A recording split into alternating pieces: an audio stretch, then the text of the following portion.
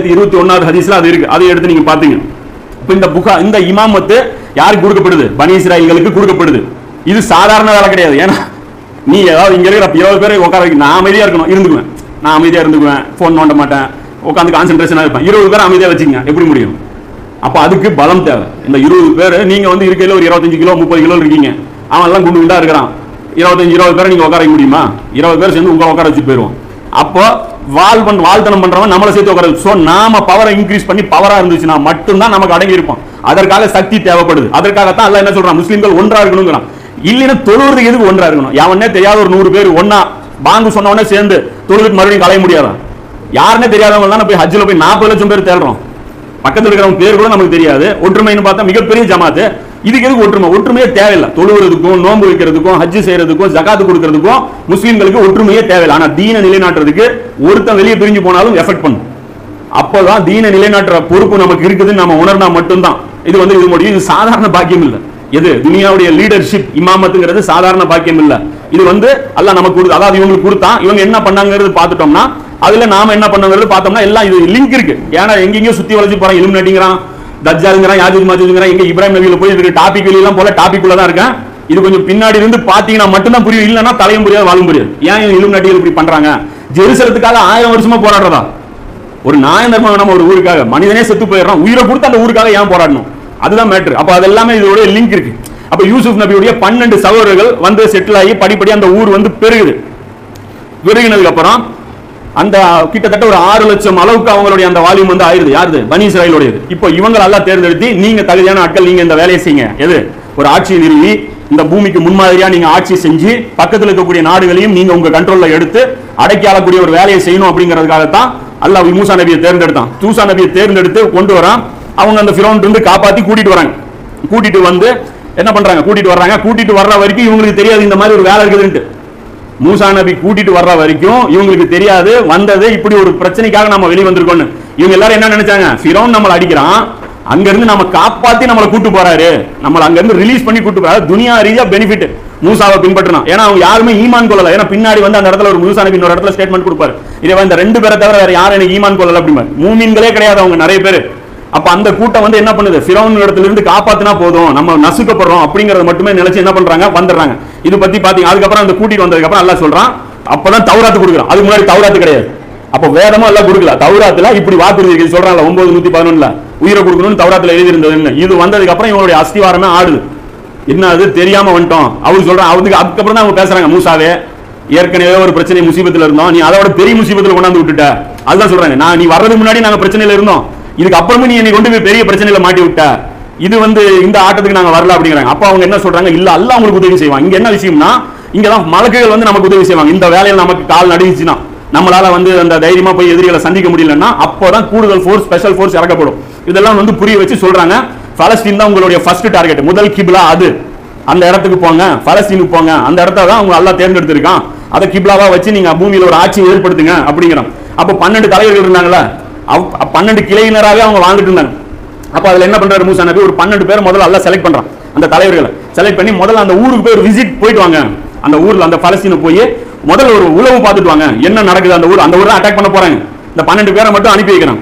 அவங்க போய் பார்த்துட்டு வராங்க. அது 5:20 இருந்து 26 வரைக்கும் பார்த்து சொல்றாங்க. அதுல சொல்றாங்க, அல்லாஹ் விதித்துள்ள தூய்மையான பூமியில் நுழையுங்கள், இன்னும் நீங்கள் புறமுதுகு காட்டி திரும்பி விடாதீர்கள், அப்படி செய்தால் நீங்கள் நஷ்டமடைந்தவர்களாக திரும்புவீர்கள் அப்படின்னு சொல்லி மூசா நபி 5:20 இருந்து 26 சொல்றாங்க. அவங்க போறாங்க, நேரா போய் எல்லாத்தையும் ஒரு ரியலைஸ் பண்றாங்க.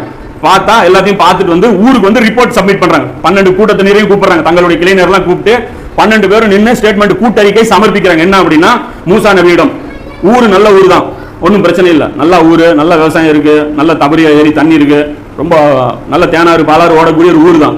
ஆனா இங்க இருக்கிற ஆளைய சரியில்லை, ரொம்ப பாடி ஃபிட்டா இருக்கிறானுங்க, ரொம்ப ஹைட் இவ்வளவு இருக்குது, நாம போனா அப்படியே தோலுக்கு தான் இருக்கிறோம், இது வந்து சரிப்பட்டு வராது, மோதுறது நாம சரியா சொல்ற மூசாவே, நிச்சயமாக அந்த ஊரில் மிகவும் பலசாலிகளான கூட்டத்தார் இருக்கிறார்கள், ரொம்ப பவர்ஃபுல்லான ஆட்கள் இருக்காங்க, எனவே அவர்கள் அதை விட்டு வெளியேறும் வரை அவங்களா போயிட்டும், நாம உட்காந்துக்கலாம், அவங்களே இந்த ஊரை காலி பண்ணிட்டு போயிட்டோம், அதுவரை நாங்கள் அதில் அதுக்கப்புறம் நாம கிலாஃபத்தை ஆட்சி பண்ணி இஸ்லாமிய சட்டங்கள்லாம் நிலைநாட்டி நாங்க வந்து இந்த பூமிக்கு ஒரு முன்மாதிரியா வாழ்ந்து காட்டுறோம் அப்படிங்கிறாங்க. அவர்களால் அந்த ஊரை விட்டு வெளியேறிவிட்டால் நிச்சயமாக நாங்கள் அதில் பிரவேசிப்போம் என கூறினார்கள். அப்ப 2 தலைவர்கள் மட்டும் என்ன பண்றாங்க? 2 பேர் இல்ல, 2 தலைவர்கள் என்ன சொல்றாங்க? யூஷா பின் நூன்ங்கிற ஒருத்தர், காலிப் அப்படிங்கிற ஒருத்தர், இந்த 2 பேரும் என்ன சொல்றாங்க? வேண்டாம், பயப்படாதீங்க, கோழைத்தனம் காட்டாதீங்க. நமக்கு என்ன சொன்னார் மூசா? அல்லாஹ்வுடைய உதவி நமக்கு இருக்குன்னு சொன்னாங்கல்ல, அந்த ஊர் வரையாவது வாங்க, அந்த வாயில் வரைக்கும் வாங்க, அதுவரை நீங்கள் நுழைந்து விட்டால் நிச்சயமாக நீங்களே வெற்றியாளர்கள் ஆவீர்கள், நீங்கள் நம்பிக்கையாளரா இருந்தால். இதுதான் அல்லாஹ் மேல வைக்கிற தவக்குல். தங்களுடைய பலத்தை கால்குலேட் பண்ணி நம்ம கிட்ட என்ன இருக்கு, நாமளும் அவங்களும் ஈக்குவலா அப்படின்னு கால்குலேட் பண்றதுக்கு பேர் தவக்குல் இல்ல. அல்லாஹ் சொன்ன வேலை செய்யணும், முடியலனாலும் செய்யணும் அப்படிங்கிற முயற்சி பண்றோம்ல, இதுதான் தவக்குல். அல்லாஹ்வையே முழுமையாக சார்ந்திருங்கள் அப்படின்னு சொல்லி அவங்க சொல்றாங்க. இது இது இந்த ஸ்டேட்மெண்ட் இந்த 2 பேர் மட்டும் கொடுக்குறாங்க. ஆனா மூசா நபி என்ன சொல்றாரு, இது பத்தாது அப்படிங்கிறாங்க. இந்த மீதி 10 பேர் என்ன சொல்றாங்க, இவங்க 2 பேர் பேசினதா மறுத்து பேசுறாங்க. மூசாவே, அவர்கள் இருக்கும் வரை நாங்கள் ஒருபோதும் அதில் நுழைய மாட்டோம், நீரும் உம்முடைய இறைவனும் சென்று போர் செய்யுங்கள், நீ உங்க அல்லாஹ் போய் சண்டை போடுங்க, நாங்கள் இங்கேயே உட்கார்ந்து கொண்டிருக்கிறோம் என்று சொல்றாங்க. உடனே அல்லாஹ்விடத்துல இருந்து தீர்ப்பு வருது, நீங்க இங்க போக மாட்டீங்களா, 40 வருஷம் இந்த ஊர் உங்களுக்கு தடை செய்யப்பட்டுருச்சு, அவ்வளவுதான், இந்த மிஷன் தூக்கி அப்படியே போட்டுருங்க. அப்பயும் அந்த இமாமத்து பறிக்கல. அல்லாஹ் உங்களுக்கு எவ்வளவு, அல்லாஹ் பாருங்க எவ்வளவு அளவற்ற அல்லாஹ் நிகரற்ற அன்புடையவர். நமக்கும் 1300 வருஷமா கொடுத்துருக்கான் வாய்ப்பு, நமக்கும் பறிக்கலாம், நம்ம மேலே அல்லாஹ் இறக்கம் வச்சிருக்கான். அப்ப இவங்களுக்கு என்ன சொல்லிட்டான், சரி போ, கோலைகளா இருக்கிறீங்க, ஃபர்ஸ்ட் டைம் வந்துட்டீங்க, 40 வருஷம் உங்களுக்கு ஊர் தடை செய்யப்படுது, எவன்லாம் 20 வயசுக்கு மேல இருக்கீங்களோ அவங்க எல்லாம் 40 வயசுல செத்துருவீங்க, இந்த 40 வருஷத்துல நீங்க செத்துருவீங்க. 20 வயசு கீழே இருக்கிறான்ல அவன் மட்டும் தான் உயிர் வாழ்வாங்க. அதுதான் அந்த பக்ரால வரும்ல, மீண்டும் உயிர்ப்பித்தோம் அப்படிங்கிற அந்த ஊரை வந்து இந்த செத்து போன உம்மத்தை உயிர்ப்பிக்கிற அந்த விஷயம் அது. அப்ப என்ன பண்றாங்க, இவங்க எல்லாரும் செத்துறாங்க. அந்த 20 வயசு 21 வயசு இருக்கிற ஆட்கள் எல்லாருமே அந்த 40 வயசுக்குள்ள, அந்த அலையற அந்த 40 வயசுக்குள்ள செத்துறாங்க. யூஷா பின் நூன் அவங்களுடைய தலைமையில வெற்றி கொள்ளப்படும். இது சம்பந்தமா புகாரில் ஹதீஸ் இருக்கு. யூஷா பின் நூன் வந்து பாலஸ்தீனை போய் ஜெயிச்சாரு அப்படிங்கிறது புகாரில் ஹதீஸ் இருக்கு. 40 வருஷத்துக்கு அப்புறம் புதுசா இளைஞர்கள் பிறந்துட்டாங்க. இப்போ பிறந்த இளைஞர்கள் வந்து என்ன பண்றாங்க, தைரியசாலிகளா இருக்காங்க. ஏன்னா அவங்க ஃபிரௌன் அடிமைகளுடைய ரத்தம் கூட அடிமைத்தனமாவே யோசிக்கும். இவன் ஏற்கனவே ஃபிரௌன் அடி வாங்கி வாங்கி வாங்கி இவனுக்கு வீரம்ங்கிறதே இல்லாம போயிடும். அதனால பாத்தீங்கன்னா அது வயசு ஆயிடுச்சுன்னு வைங்க, 40 வயசு மேல ஆயிடுச்சுன்னா புதுசா எதையுமே அவங்க யோசிக்க மாட்டாங்க, தைரியமே வராது. ஒரு பிசினஸ்ல கூட புதுசா ஒரு ரிஸ்க் எடுக்க மாட்டாங்க, எல்லாத்தையுமே நெகட்டிவாவே யோசிப்பாங்க, ரிஸ்கை கால்குலேட் பண்ணிட்டே இருப்பாங்க. அப்ப புது தலைமுறை வருது, அவங்க என்ன பண்றாங்க, இறங்கி போய் ஜெயிக்கிறாங்க. இந்த ஜெயிச்ச சம்பவம் குரான்ல இல்ல, ஆனா ஹதீஸ்ல கிடைக்குது. அவங்க போய் ஜெயிக்கிறாங்க. ஆனா பின்னாடி என்ன பண்றாங்கன்னா, கிலாஃபத்துங்கிறது எதுக்கு, அல்லாஹ்வுடைய சட்டங்களை இந்த பூமி காட்டுறது, அழகான சட்டங்கள் அப்படின்னு இந்த பூமி காட்டுறது. அது காட்டினா என்ன அர்த்தம், அல்லாஹ்வை பெருமைப்படுத்துற மாதிரி, அல்லாஹ்வுடைய ஐடியா ஜெயிக்குதுன்னா அல்லாஹ் ஜெயிக்கிற மாதிரி. அப்ப அதை முன்மாதிரியா காட்டணும். இவங்க என்ன பண்ணாங்க அப்படின்னா, தேனை சாப்பிட ஆரம்பிச்சாங்க, தேனை நக்க ஆரம்பிச்சாங்க. கிலாஃபத்துங்கிறது தேனை எடுக்கிறது, அதை நக்கிறது இல்ல. இங்கதான் பிரச்சனை. முஸ்லீம் ஆட்சியாளர்கள் ஏன் அடி வந்துச்சு, சாப்பிட்டாங்க, அதுதான் பிரச்சனை. அதனாலதான் நம்ம என்ன பண்ணோம், கிலஃபாய ராஷிதீன்களோட நிறுத்திக்கிறோம். அதுக்கு பின்னாடி வந்தவங்களை ஏன் நம்ம தூக்கி பிடிக்கிறது இல்ல, தூக்கி பிடிச்சோம் அப்படின்னா நாமளும் அந்த பாவத்தை செஞ்சதாயிரும், அவங்க செஞ்ச அந்த அநியாயங்கள்ல வந்து நாம வந்து பங்கு பெற்றதாயிரும். இது வந்து என்ன பண்றாங்க, அவங்க என்ஜாய் பண்ண ஆரம்பிச்சிட்டாங்க. அந்த என்ஜாய்மெண்ட்டும் போது சண்டை வரும், ஒருத்தர் என்ன பண்ணாங்க, சண்டை எல்லாம் போட ஆரம்பிச்சிட்டாங்க. மறுபடியும் என்ன பண்ணால, எதிரிகள் வெளியிலிருந்து சாட்டப்பட்டு அந்த கூட்டம் மறுபடியும் வந்து என்ன ஆகுது, அடிமையாக்கப்பட்டது. அடிமையாக்கப்படும் போது பின்னாடி மறுபடியும் தாலூத் வந்தார்ல, அப்ப வந்து சாமுவேல்ங்கிற ஒரு நபி இருக்கிறார். அந்த சாமுவேல் நபி இருக்கும்போது மறுபடியும் ஒரு வாய்ப்பு அல்லாஹ் வந்து இவங்களே போய் கேட்கறாங்க, இப்போ நாங்க வந்து திருந்துறோம், நாங்க ஒன்றுபட்டு ஒரே தலைமையின் கீழே நம்ம ஆட்சிக்கு வரோம். அது வரைக்கும் பிரிஞ்சாச்சு. எந்த அளவு பிரிஞ்சாச்சு, இவன் கூட அவனுக்கு ஒட்டுறவு இல்ல, இவன் கூட இவனுக்கு ஒட்டுறவு இல்ல, அந்த அளவு பிரிஞ்சாச்சு. இப்ப என்ன சொல்றாங்க, இல்ல எங்களுக்கு ஒரு வாய்ப்பு கொடுங்க, எங்களுக்கு ஒரு ஆட்சியாளரை நியமிங்க. ஏன் கேட்கறாங்க ஆட்சியாளர் அப்படின்னா, இவருக்கு வயசாயிருச்சு. அதுக்கு ஒரு காரணம் கட்டி குரான்ல தவறா விளக்கம் கொடுத்துறாங்க. சாமுவேல் நபிக்கு வயசாயிருச்சு, போர்ல வழி நடத்த முடியாது, ரொம்ப தளர்ந்து போன வயசு. நபி பத்தங்கிறது டி ப்ரமோட்லாம் பண்ண முடியாது, இவர் சாவணும். அதுக்காக ஒரு இளைஞர் தேவைப்படுறாரு. அந்த இளைஞரை வந்து அல்லாஹ் சொல்றான், தாலூத்தை தேர்ந்தெடுத்திருக்கிறோம் அப்படின்னு சொல்லி தாலூத்தை வந்து செலக்ட் பண்ணி அவர் நபி பட்டம் அவர் கொடுக்கல. ஏன் கொடுக்கலன்னா, அதுதான் சாமுவேல் நபி உயிரோடு இருக்கிறாரு, அதனால அவர் கொடுக்கல. அவரை வந்து தேர்ந்தெடுத்து ஆட்சியாளராக போறான். அவருடைய ஒரு படையில ஒரு ஆள் தான் யாரு, இவரு தாவூத் நபி. தாவூத் நபி போறாரு. அங்க வந்து போனா என்ன இருக்கான், ஜாலூத் இருக்கான். ஜாலூத் அவன் எவ்வளவு பெரிய, ரொம்ப பெரிய ஒரு பலசாலி. அவன் போனவன என்னங்கிறான், முபாசிரத்துக்கு கூப்பிடுறான், வா 1 to 1 வா அப்படின்னு சொல்லி கூப்பிடுறான். அந்த முபாசிரத்துங்கிறது போருக்கு முன்னாடி ஒத்த ஃபர்ஸ்ட் சிங்கிள் ஃபைட் நடக்கும், அந்த ஃபைட்டுக்கு கூப்பிடுறான். யாருமே போக மாட்டேங்கிறாங்க, பயப்படுறாங்க. அந்த இறங்கி போய் அடிக்கிறார் யாரு, தாவூத் நபி போய் அடிக்கிறாரு. அடிச்ச உடனே தாலூத் இருக்கிறார்ல, அவர் வந்து தாவூத் நபிக்கு தன்னுடைய மகளை கட்டி கொடுத்து இளவரசனா ஆக்குறாரு. அப்பதான் இவர் இளவரசனா ஆறார். அதுக்கப்புறம் மக்கள் வந்து இவரையே தேர்ந்தெடுத்து இவர் யார் ஆகிறார், கலீஃபாவா, முதல் கலீஃபாவா இவர் தேர்ந்தெடுக்கப்படுறார். அது வரைக்கும் கிலாஃபத்தை இவங்க நிலைநாட்டல, மன்னராட்சி பண்ணிட்டாங்க. நமக்கும் அதே வியாதி தான் பாரு, மன்னராட்சி தான் அங்கேயும் பிரச்சனை, மன்னர்கள் ஆயிட்டாங்க. அதுக்கப்புறம் தான் கலீஃபா வர்றார், தாவூதை கலீஃபாக ஆக்கினோம் அப்படிங்கிறது. அப்ப இவர் கலீஃபா வந்ததுக்கு அப்புறம் சுலைமான் நபி காலம் வர்ற வரைக்கும் அவங்க வந்து கரெக்டா அவங்க போயிட்டே இருக்கிறாங்க. அதுக்கப்புறம் என்ன ஆகுது அப்படின்னா, சுலைமான் நபிக்கு அப்புறம் மறுபடியும் பிரச்சனை. 2 மகன்கள் சுலைமான் நபிக்கு, அந்த 2 மகன்களும் சண்டை வந்து அந்த இருந்து 2 கிளையினர் பிரிஞ்சு, அதுலயே வந்து ஜெருசலம்ல வந்து யூதாங்கிற பகுதி தனியாகவும் இன்னொரு பகுதி தனியாகவும் அந்த வீடியோ கூட டீட்டெயிலா பேசியிருப்போம். இந்த 2050க்குள் தஜ்ஜாலின் வருகின்ற.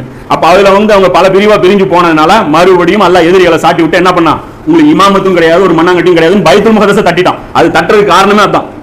இந்த பைத்துல் முகத்தஸை தட்டிட்டானா என்ன அர்த்தம்னா, இமாமத்தை புடிங்கியாச்சு, நீ போ, நீ இடத்த பாரு, நீ வேலையே செய்யாத, ஏன்னா எவ்வளவு வருஷம் ஆயிருச்சு, கிட்டத்தட்ட ஒரு 1400 வருஷமாச்சு. இது வரைக்கும் கிலாஃபத் ஸ்டார்ட்டே பண்ணல. ஸ்டார்ட் பண்ணாதானே அடுத்த ஊருக்கு பரப்புறதுக்கு.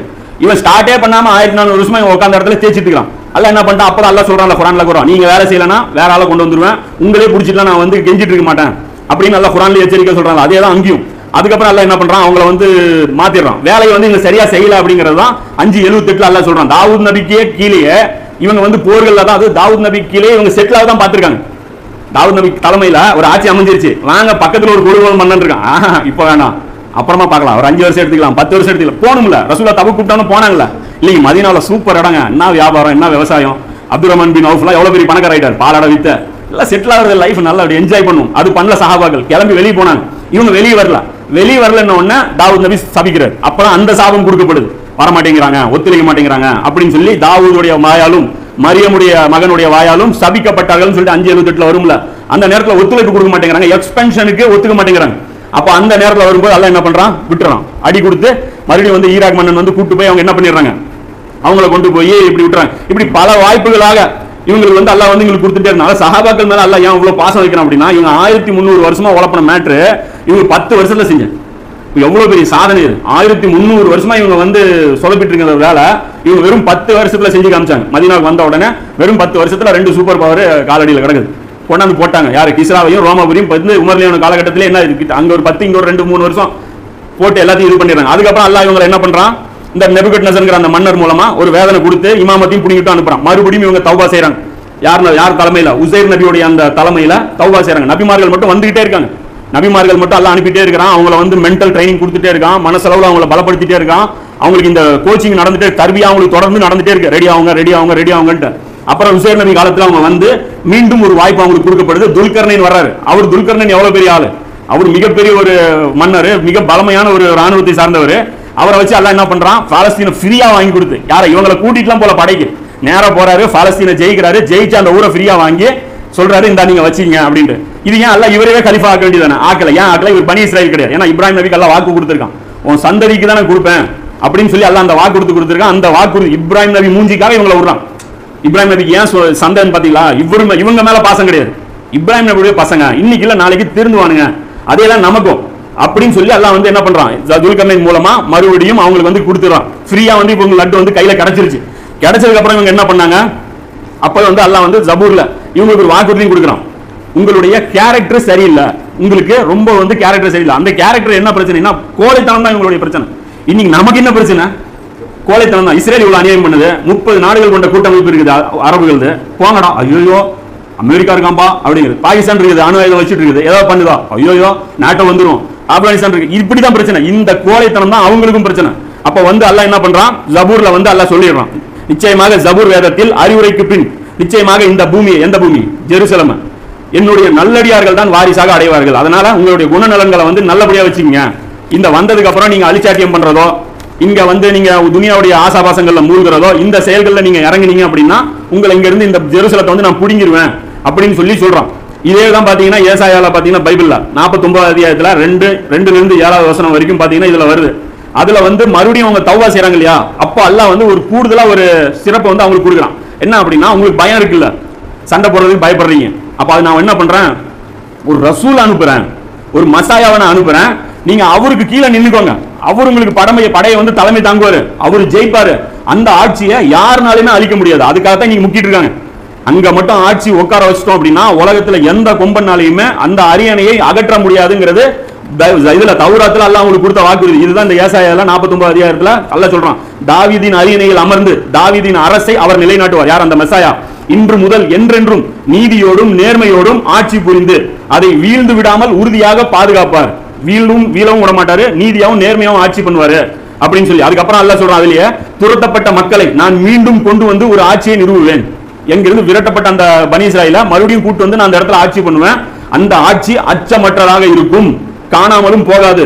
இனி இறைவனை பார்த்து மக்கள் எப்படி சொல்லுவாங்க அப்படின்னா, எகிப்து நாட்டில் இருந்து இஸ்ரேல் மக்களை அழைத்து வந்த ஆண்டவர் என்று கூறாமல் அனைத்து நாடுகளில் இருந்தும் அழைத்து வந்த ஆண்டவர் என்று ஆணையிடுவார்கள் அப்படின்னு. அல்லாஹ் வந்து பேரே வந்து புகழ்றது வேற மாதிரி புகழ்வாங்களாம். எகிப்துல இருந்து கூட்டம் தான் குர்ஆன்ல அல்லாஹ் நிறைய இடத்துல சொல்லுவாங்க, ஃபிரௌன் இருந்து உங்களை கூட்டம் வந்தல்ல அப்படின்னு. அதை சொல்லி காட்டுறது அல்லாஹ். அதே மாதிரி இனி எல்லா நாடுகளிலும் கூட்டு வந்தான்னு சொல்லி பேசுவாங்க. அதுதான் இன்னைக்கு இப்போ நடந்துட்டு இருக்கு. இன்னைக்கு எல்லா நாடுகளிலும் பரவிட்டாங்களா பனி இஸ்ராயீல், ஒவ்வொருத்தரா வந்து இப்ப அசம்பிள் ஆயிட்டு இருக்காங்களா, எதுக்குன்னா உலக ஆட்சிக்கு ரெடி ஆயிட்டு இருக்காங்க. இப்போ இதை வந்து எரேமியாவிலும் பார்த்தீங்கன்னா 23 அத்தியாயத்தில் 1 to 7, அப்புறம் ஏசாயா இன்னொரு இடத்துல பார்த்தீங்கன்னா 9 அத்தியாயத்தில் 6 to 7 வரைக்கும் இது வந்து தொடர்ச்சியாக இது வருது. துல்கர்ணையினுடைய அந்த காலத்தில் உள்ள வந்துடுறாருல இந்த படை வந்து இவங்க வந்து ஃப்ரீ, அதாவது துல்கர்ணைன் வந்து ஜெயிச்சு இந்த மக்களை ரிலீஸ் பண்ணி மீண்டும் ஜெருசலம் போய் குடியேறதுக்கு பர்மிஷன் கொடுத்துட்டாங்க. ஆனா ஆட்சி அமைச்சு கொடுத்துட்டு போல. யாரு? துல்கர்ணைன் வந்து ஒரு ஆட்சியெல்லாம் வந்து அமைச்சு கொடுத்துட்டு போல, சொந்தமா ஒரு குடியேறி, அதாவது மக்களா பொதுமக்களா விட்டுட்டு போனாங்க. இப்போ இவங்க மேல என்ன கடமைன்னா அங்க இருக்கக்கூடிய ஆட்சியாளர்களை எதிர்த்து இவங்களே சண்டை போட்டு ஆட்சியும் ஒன்னு அடித்தளம் அமைச்சு கிலாபத்தை புதுசா உருவாக்கி, கிலாபத்தை அங்க இருக்கக்கூடிய மன்னராட்சியை கிலாபத்தா மாத்தி அதுக்கப்புறம் அந்த கிலாபத்தை வந்து உலக கிலாபத்தா கொண்டு வரணும் அப்படிங்கிறது இப்ப கொடுக்கப்படுற டாஸ்க். இப்ப இதுக்கு வந்து இவங்க என்ன பண்றாங்க அப்படின்னா இதுக்கு இவங்க ரெடியா இல்ல. வந்தாங்க மறுபடியும் 2-3 அதாவது தௌபா செஞ்ச தலைமுறை செத்து போயிடும், அடுத்த தலைமுறை வருது, வந்து அவங்களும் என்ன பண்றாங்க இந்த வேலைக்கெல்லாம் அவங்க வந்து ரெடி இல்லைங்கும் போது சரி ஈசா நபி வந்து அல்லாஹ் கொடுக்குற ஒரு மெசாயா ஒருத்தர் வருவாரு, அவரு கீழே வாங்க நீங்க அந்த வேலையை நீங்க தாராளமா செஞ்சுக்கலாம் அப்படின்னு. அப்ப அல்லாஹ் வந்து அவர் அனுப்புறான். இது வந்து இதுல பாத்தீங்கன்னா அவர் அனுப்பும் போது என்ன பண்ணிடுறாங்கன்னா அது வரைக்கும் இங்க என்ன சிச்சுவேஷன் ஆயிருதுன்னா ரோமர்கள் அவங்களை ஆட்சி பண்றாங்க. ரோமாபுரிங்கிறது அதாவது ஃபிரௌனுக்கு அப்பனுக்கு ஆயிட்டாங்க இவனு. இப்போ ஃபிரௌனை விட இப்போ மூசா நபி காலத்துல இருந்த ஆட்சி கொடுங்கோலை விட ரோமாபுரியுடைய கொடுமைகள் வந்து இன்னும் ஜாஸ்தி. அப்ப ரோமாபுரிக்கு கீழே இவங்க இருக்கும்போது ரோமாபுரி எதிர்த்து இவங்க கிளர்ச்சி பண்ணணும். அப்ப அவ்வளவு பெரிய ரிஸ்க் இருக்கிறதுனால இந்த இவங்க என்ன பண்ணிட்டாங்க, இந்த ஆலிம்கள் அது வரைக்கும் அவங்க மார்க்கத்தையே மாத்திட்டாங்க. மார்க்கம்னா என்னன்னா வணக்க வழிபாடுகள் மட்டும்தான், அரசியல் இந்த அதிகாரம் இதெல்லாம் கிடையாது. இன்னைக்கு நாம என்ன பண்ணிட்டு இருக்கிறோம், இஸ்லாம் வேறங்க, அது அரசியலுங்க, அரசியல் எங்க பேசுறீங்க, நீங்க இஸ்லாத்தை பேசுங்க அப்படி. நம்ம சகோதரர் ஒருத்தர்கிட்ட பேசிட்டு இருக்கும்போது தீமைகள் பத்தி எல்லாம் பேசிட்டு இருந்தோம். இந்த தீமை மௌலூது தீமை, அதை தடுக்க மாட்டீங்களா, தாயத்து போறா தடுக்க மாட்டீங்களா அப்படின்னு சொல்லிட்டு இருந்தார். அப்ப நான் சொன்னேன் தடுக்கலாம், கரெக்ட், எல்லாமே தீமை தான், தடுக்கணும், இதெல்லாம் மாற்றுக்கிறது இல்ல. சரி, அதே சமயம் உங்ககிட்ட இந்த தீமைகள் தடுக்கிறதுக்கு ஏதாவது உங்கள்கிட்ட ஒரு ஐடியாவாவது இருக்குதா அப்படி? எந்த தீமை அப்படின்னா ஏழைகள் நசுக்கப்படுறாங்க, இன்னைக்கு வந்து விலைவாசிகள் வந்து அநியாயமா வந்து இவர்கள் வந்து திணிக்கிறாங்க, இவ்வளவு பெரிய ஒரு மோசடிகள் நடக்குது, மக்களுடைய வரிப்பணங்கள் வந்து கொள்ளையடிக்கப்படுது, சாராயம் வந்து இருக்கு, விபச்சாரம் இருக்கு, இதெல்லாம் தடுக்கிறத பத்தி உங்ககிட்ட ஏதாவது ஐடியா இருக்கா அப்படின்னா ஒரு பதில் சொன்னாரு. அதுல இருந்து இவங்க என்ன மாதிரி இஸ்லாத்தை விளங்குறாங்கிறது புரியுது. என்ன பதில் சொன்னாருன்னா நான் இஸ்லாத்துக்குள்ள இருக்கிற பிரச்சனைகளை பத்தி பேசுறேங்க அப்படின்னு. அப்ப இஸ்லாத்துக்கு வெளியே கொண்டு போய் டாபிக் வச்சிருக்காங்க. இது இஸ்லாம் இல்லையா, எது தீமைகளை அடுக்கிறது. நபி ஸல்லல்லாஹு அலைஹி வஸல்லம் வந்து கப்பாப் ரலியல்லாஹு அன்ஹு சொல்றாங்க, இந்த மாதிரி நம்மளை வந்து அடிச்சிட்டே இருக்கிறாங்க, இது ஏதோ அல்லாஹ்ட்ட துஆ செய்யுங்க, அல்லாஹ்வுடைய உதவி வரணும் அப்படின்னு. அப்ப ரசூலுல்லாஹ் என்ன சொன்னாங்க, இஸ்லாத்துக்கு வெளியே இருக்கிற விஷயம் பேசுறாங்க. இந்த ஊர்ல இருக்கிற திருட்டு கூட்டத்தை என்னது, யமன்ல சன்னால இருந்து ஹலரமௌத் வரைக்கும் ஒரு காலகட்டம் வரும். யமன்ல சன்னால இருந்து ஹலரமௌத் வரைக்கும் மக்கள் பிரயாணம் பண்ணுவாங்க, அல்லாஹ்வுடைய பயத்தை தவிர எந்த பயமும் இருக்காது, திருடர்களுடைய பயம் இல்லாம இந்த பூமி ஆகும் அப்படின்னா. இப்ப திருட்ட ஒழிக்கிறது இஸ்லாம் என்ன, இஸ்லாம் தான். அப்ப இஸ்லாம் என்னங்கிறதே நாம வந்து மறந்து போய் இன்னைக்கு தொலைஞ்சு போனோம்ல. அந்த நிலை எப்போ ஆயிட்டாங்க, ஈசா நபி காலகட்டத்தில் ஆயிட்டாங்க. ஈசா நபி வந்த உடனே அவங்களுக்கு மிகப்பெரிய பிரச்சனை என்ன இருந்தது அப்படின்னா இஸ்லாம் தீனுங்கிறது புரிய வைக்கிறது தான் பெரிய பிரச்சனையா இருந்தது. எல்லாரும் என்ன பண்ணிட்டாங்க, அதை மரமா மாத்தி சடங்குகளையும் இதுலயும் பண்ணி அந்த சடங்குகள் ரொம்ப ஜபர்தஸ்தா நடந்துட்டு இருந்தது. பைத்துல் முகத்தஸ்ல இவங்களுக்கு தனி கவுண்டர்ஸ், அந்த மன்னர்களுக்கு இவங்க செல்ல பிள்ளை ஆயிட்டாங்க. இன்னைக்கு இருக்கக்கூடிய இந்த முஜாஹித் இந்த மாதிரியான ஆட்கள் இருக்காங்கல்ல, இவங்க என்ன ஆயிட்டாங்க, அந்த மன்னர்களுடைய செல்ல பிள்ளைகள். மக்களை வந்து தவறா பிரெயின் வாஷ் பண்ணுவாங்க. இந்த அமைப்புகளுக்கு எல்லாம் தீனி போட்டு மக்களை வந்து இஸ்லாம்ங்கிறது ஒரு துறவரம் மாதிரி காமிக்கிறாங்கல்ல, அந்த மாதிரியான வேலைகள் வந்து அவங்க பண்ண ஆரம்பிச்சிட்டாங்க. அந்த ஆலிம்களை எதிர்த்து தான் இவர் மிகப்பெரிய வேலை செய்யறாரு. முடியல, ஆலிம்களை எதிர்க்கிறது சாதாரண வேலை கிடையாது. ஒத்துக்கல யாருமே. மொத்தமாக ஒரு 12 பேர் தான் பையத்து செய்யறாங்க, அல்லாஹ்வுக்காக நாங்க வர்றோம் அப்படிங்கிறது. அப்ப இந்த விஷயம் பாத்தீங்க அப்படின்னா அதுக்கப்புறம் அவர் என்ன பண்ணிடுறாங்க, இதுல நிறைய கோல்மால் வேலை பண்ணிடுறாங்க. முதல் வேலையா ஜக்கரியா நபியை கொலை பண்றாங்க. எங்க, பைத்துல் முகத்தஸ வச்சே கொலை பண்றாங்க. இது லூக்கால பாத்தீங்கன்னா 12வது அத்தியாயத்துல 50ல இருந்து 52வது வசனத்துல இது பாக்குறீங்க. அந்த இடத்துல கொன்றாங்க. கொன்ன உடனே இவர் வந்து அலர்ட் ஆயிடுறாரு, அடுத்தது நம்மள தான். அப்பதான் அவங்க சொல்றாங்க, அவர்களிடம் மறுப்பை ஈசா உணர்ந்த போது. ஏன் உணர்றாரு, ஏன்னா ஜக்கரியாவை கொன்னாச்சு. அடுத்தது யஹ்யா நபியையும் போட்டு கொடுத்துட்டாங்க. யஹ்யா நபியை போய் விபச்சாரம் பண்ணிட்டாருன்னு சொல்லி அந்த மன்னர்கிட்ட போய் சொல்லிட்டாங்க. இவங்க தான் ஃபத்வா கொடுக்கணும்.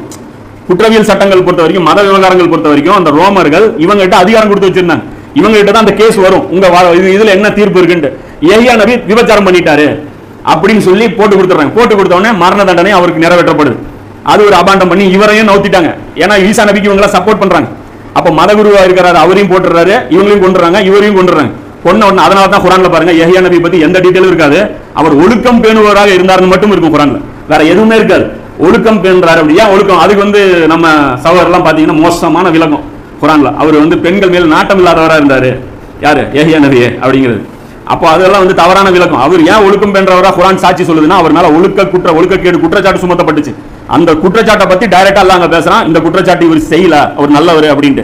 அப்ப அந்த மறுப்பை அவர் உணர்ந்த உடனே 3வது அத்தியாயத்துல 52 அல்லாஹ் சொல்றான், அவர்களிடம் மறுப்பை ஈசா உணர்ந்த போது அல்லாஹ்வுக்காக எனக்கு உதவி செய்பவர்கள் யார், நாங்கள் அல்லாஹ்வின் உதவியாளர்களாக இருக்கிறோம் அப்படின்னு சொல்லி ஒரு 12 பேர் வந்து பையத் செய்றாங்க. அதே மாதிரி இந்த ஒரு காலகட்டத்தில் மீறி இருக்கிறாங்கல்ல, இவங்க எல்லாம் என்ன பண்ணாங்கன்னா வேற ஒரு குறுக்கு புத்தியை ஸ்டார்ட் பண்ணாங்க. இதுல நம்மளையும் சில பேர் இருப்போம். சில பேர் என்ன பண்ணுவாங்க, கிலாபத் டைரக்டா அல்லாஹ்வுடைய ஆட்சி இல்லைங்க குர்ஆன்ல அப்படி ஒரு கான்செப்ட் இல்லைன்றுவான். சில பேர் நம்ம இருக்குங்க, யார் இல்லைன்னு சொன்னா இருக்கு, இல்ல அதாவது நாம வந்து யாரையும் வந்து குறை சொல்லி இது மாதிரி சொல்ல பெரிய இது மாதிரி நிறைய இருக்காங்க. எல்லா பிரச்சனையும் சொல்றாங்கல்ல, யூனிவர்சல் பிரச்சனை தான். இங்க இருக்கிற 4 பேருக்கு மட்டும் இந்த சிந்தனையோ 10 பேருக்கு இந்த சிந்தனையோ கிடையாது. உலக அளவுல இப்படி ஒரு குரூப் இருக்கு. நபி ஸல்லல்லாஹு அலைஹி வஸல்லம் 3 பிரிக்கிறாங்க. இப்படி குரூப் ஹதீஸ்ல 3 பிரிக்கிறாங்க. ஒரு காலகட்டம் வரும் அப்ப என்னோட உம்மத் 3 பிரியும் அப்படிங்கிறாங்க. அப்ப அதே மாதிரி குர்ஆன்லயே வரும்ல, அந்த சனிக்கிழமை மீன் பிடிக்கிறதுல 3 பிரிவாங்கன்ட்டு அந்த உதாரணமும் இது பொருந்தும் இருக்கு. ஆனா செய்ய வேண்டியது இல்ல அப்படிங்கிறது இது அந்த குரூப்ல வரும். அப்ப 2 பேருமே குற்றவாளியில தான் போய் முடியும் அப்படிங்கறத நம்ம உணர்ந்து இந்த இடத்துல இங்க இன்னொரு குரூப் என்ன பண்றாங்க அப்படின்னா, ஈசா நபியை வச்சு வேற மாதிரியான பிளானிங்ஸ் பண்றாங்க. என்னன்னா, ஈசா நபி யாரு? ரசூல். ரசூலை கொன்னா எல்லாம் என்ன பண்ணுவான்? அல்ல என்ன பண்ணுவான்? அந்த சமுதாயம் யாரு கொல்றாங்களோ அவங்க அழிச்சிருவான். இப்ப ரோமர்களுக்கு கீழே நம்ம ஆட்சி பண்ணிட்டு இருக்கிறோம். ரோமர்களுக்கு நம்ம கப்பம் கட்டிட்டு இருக்கிறோம்.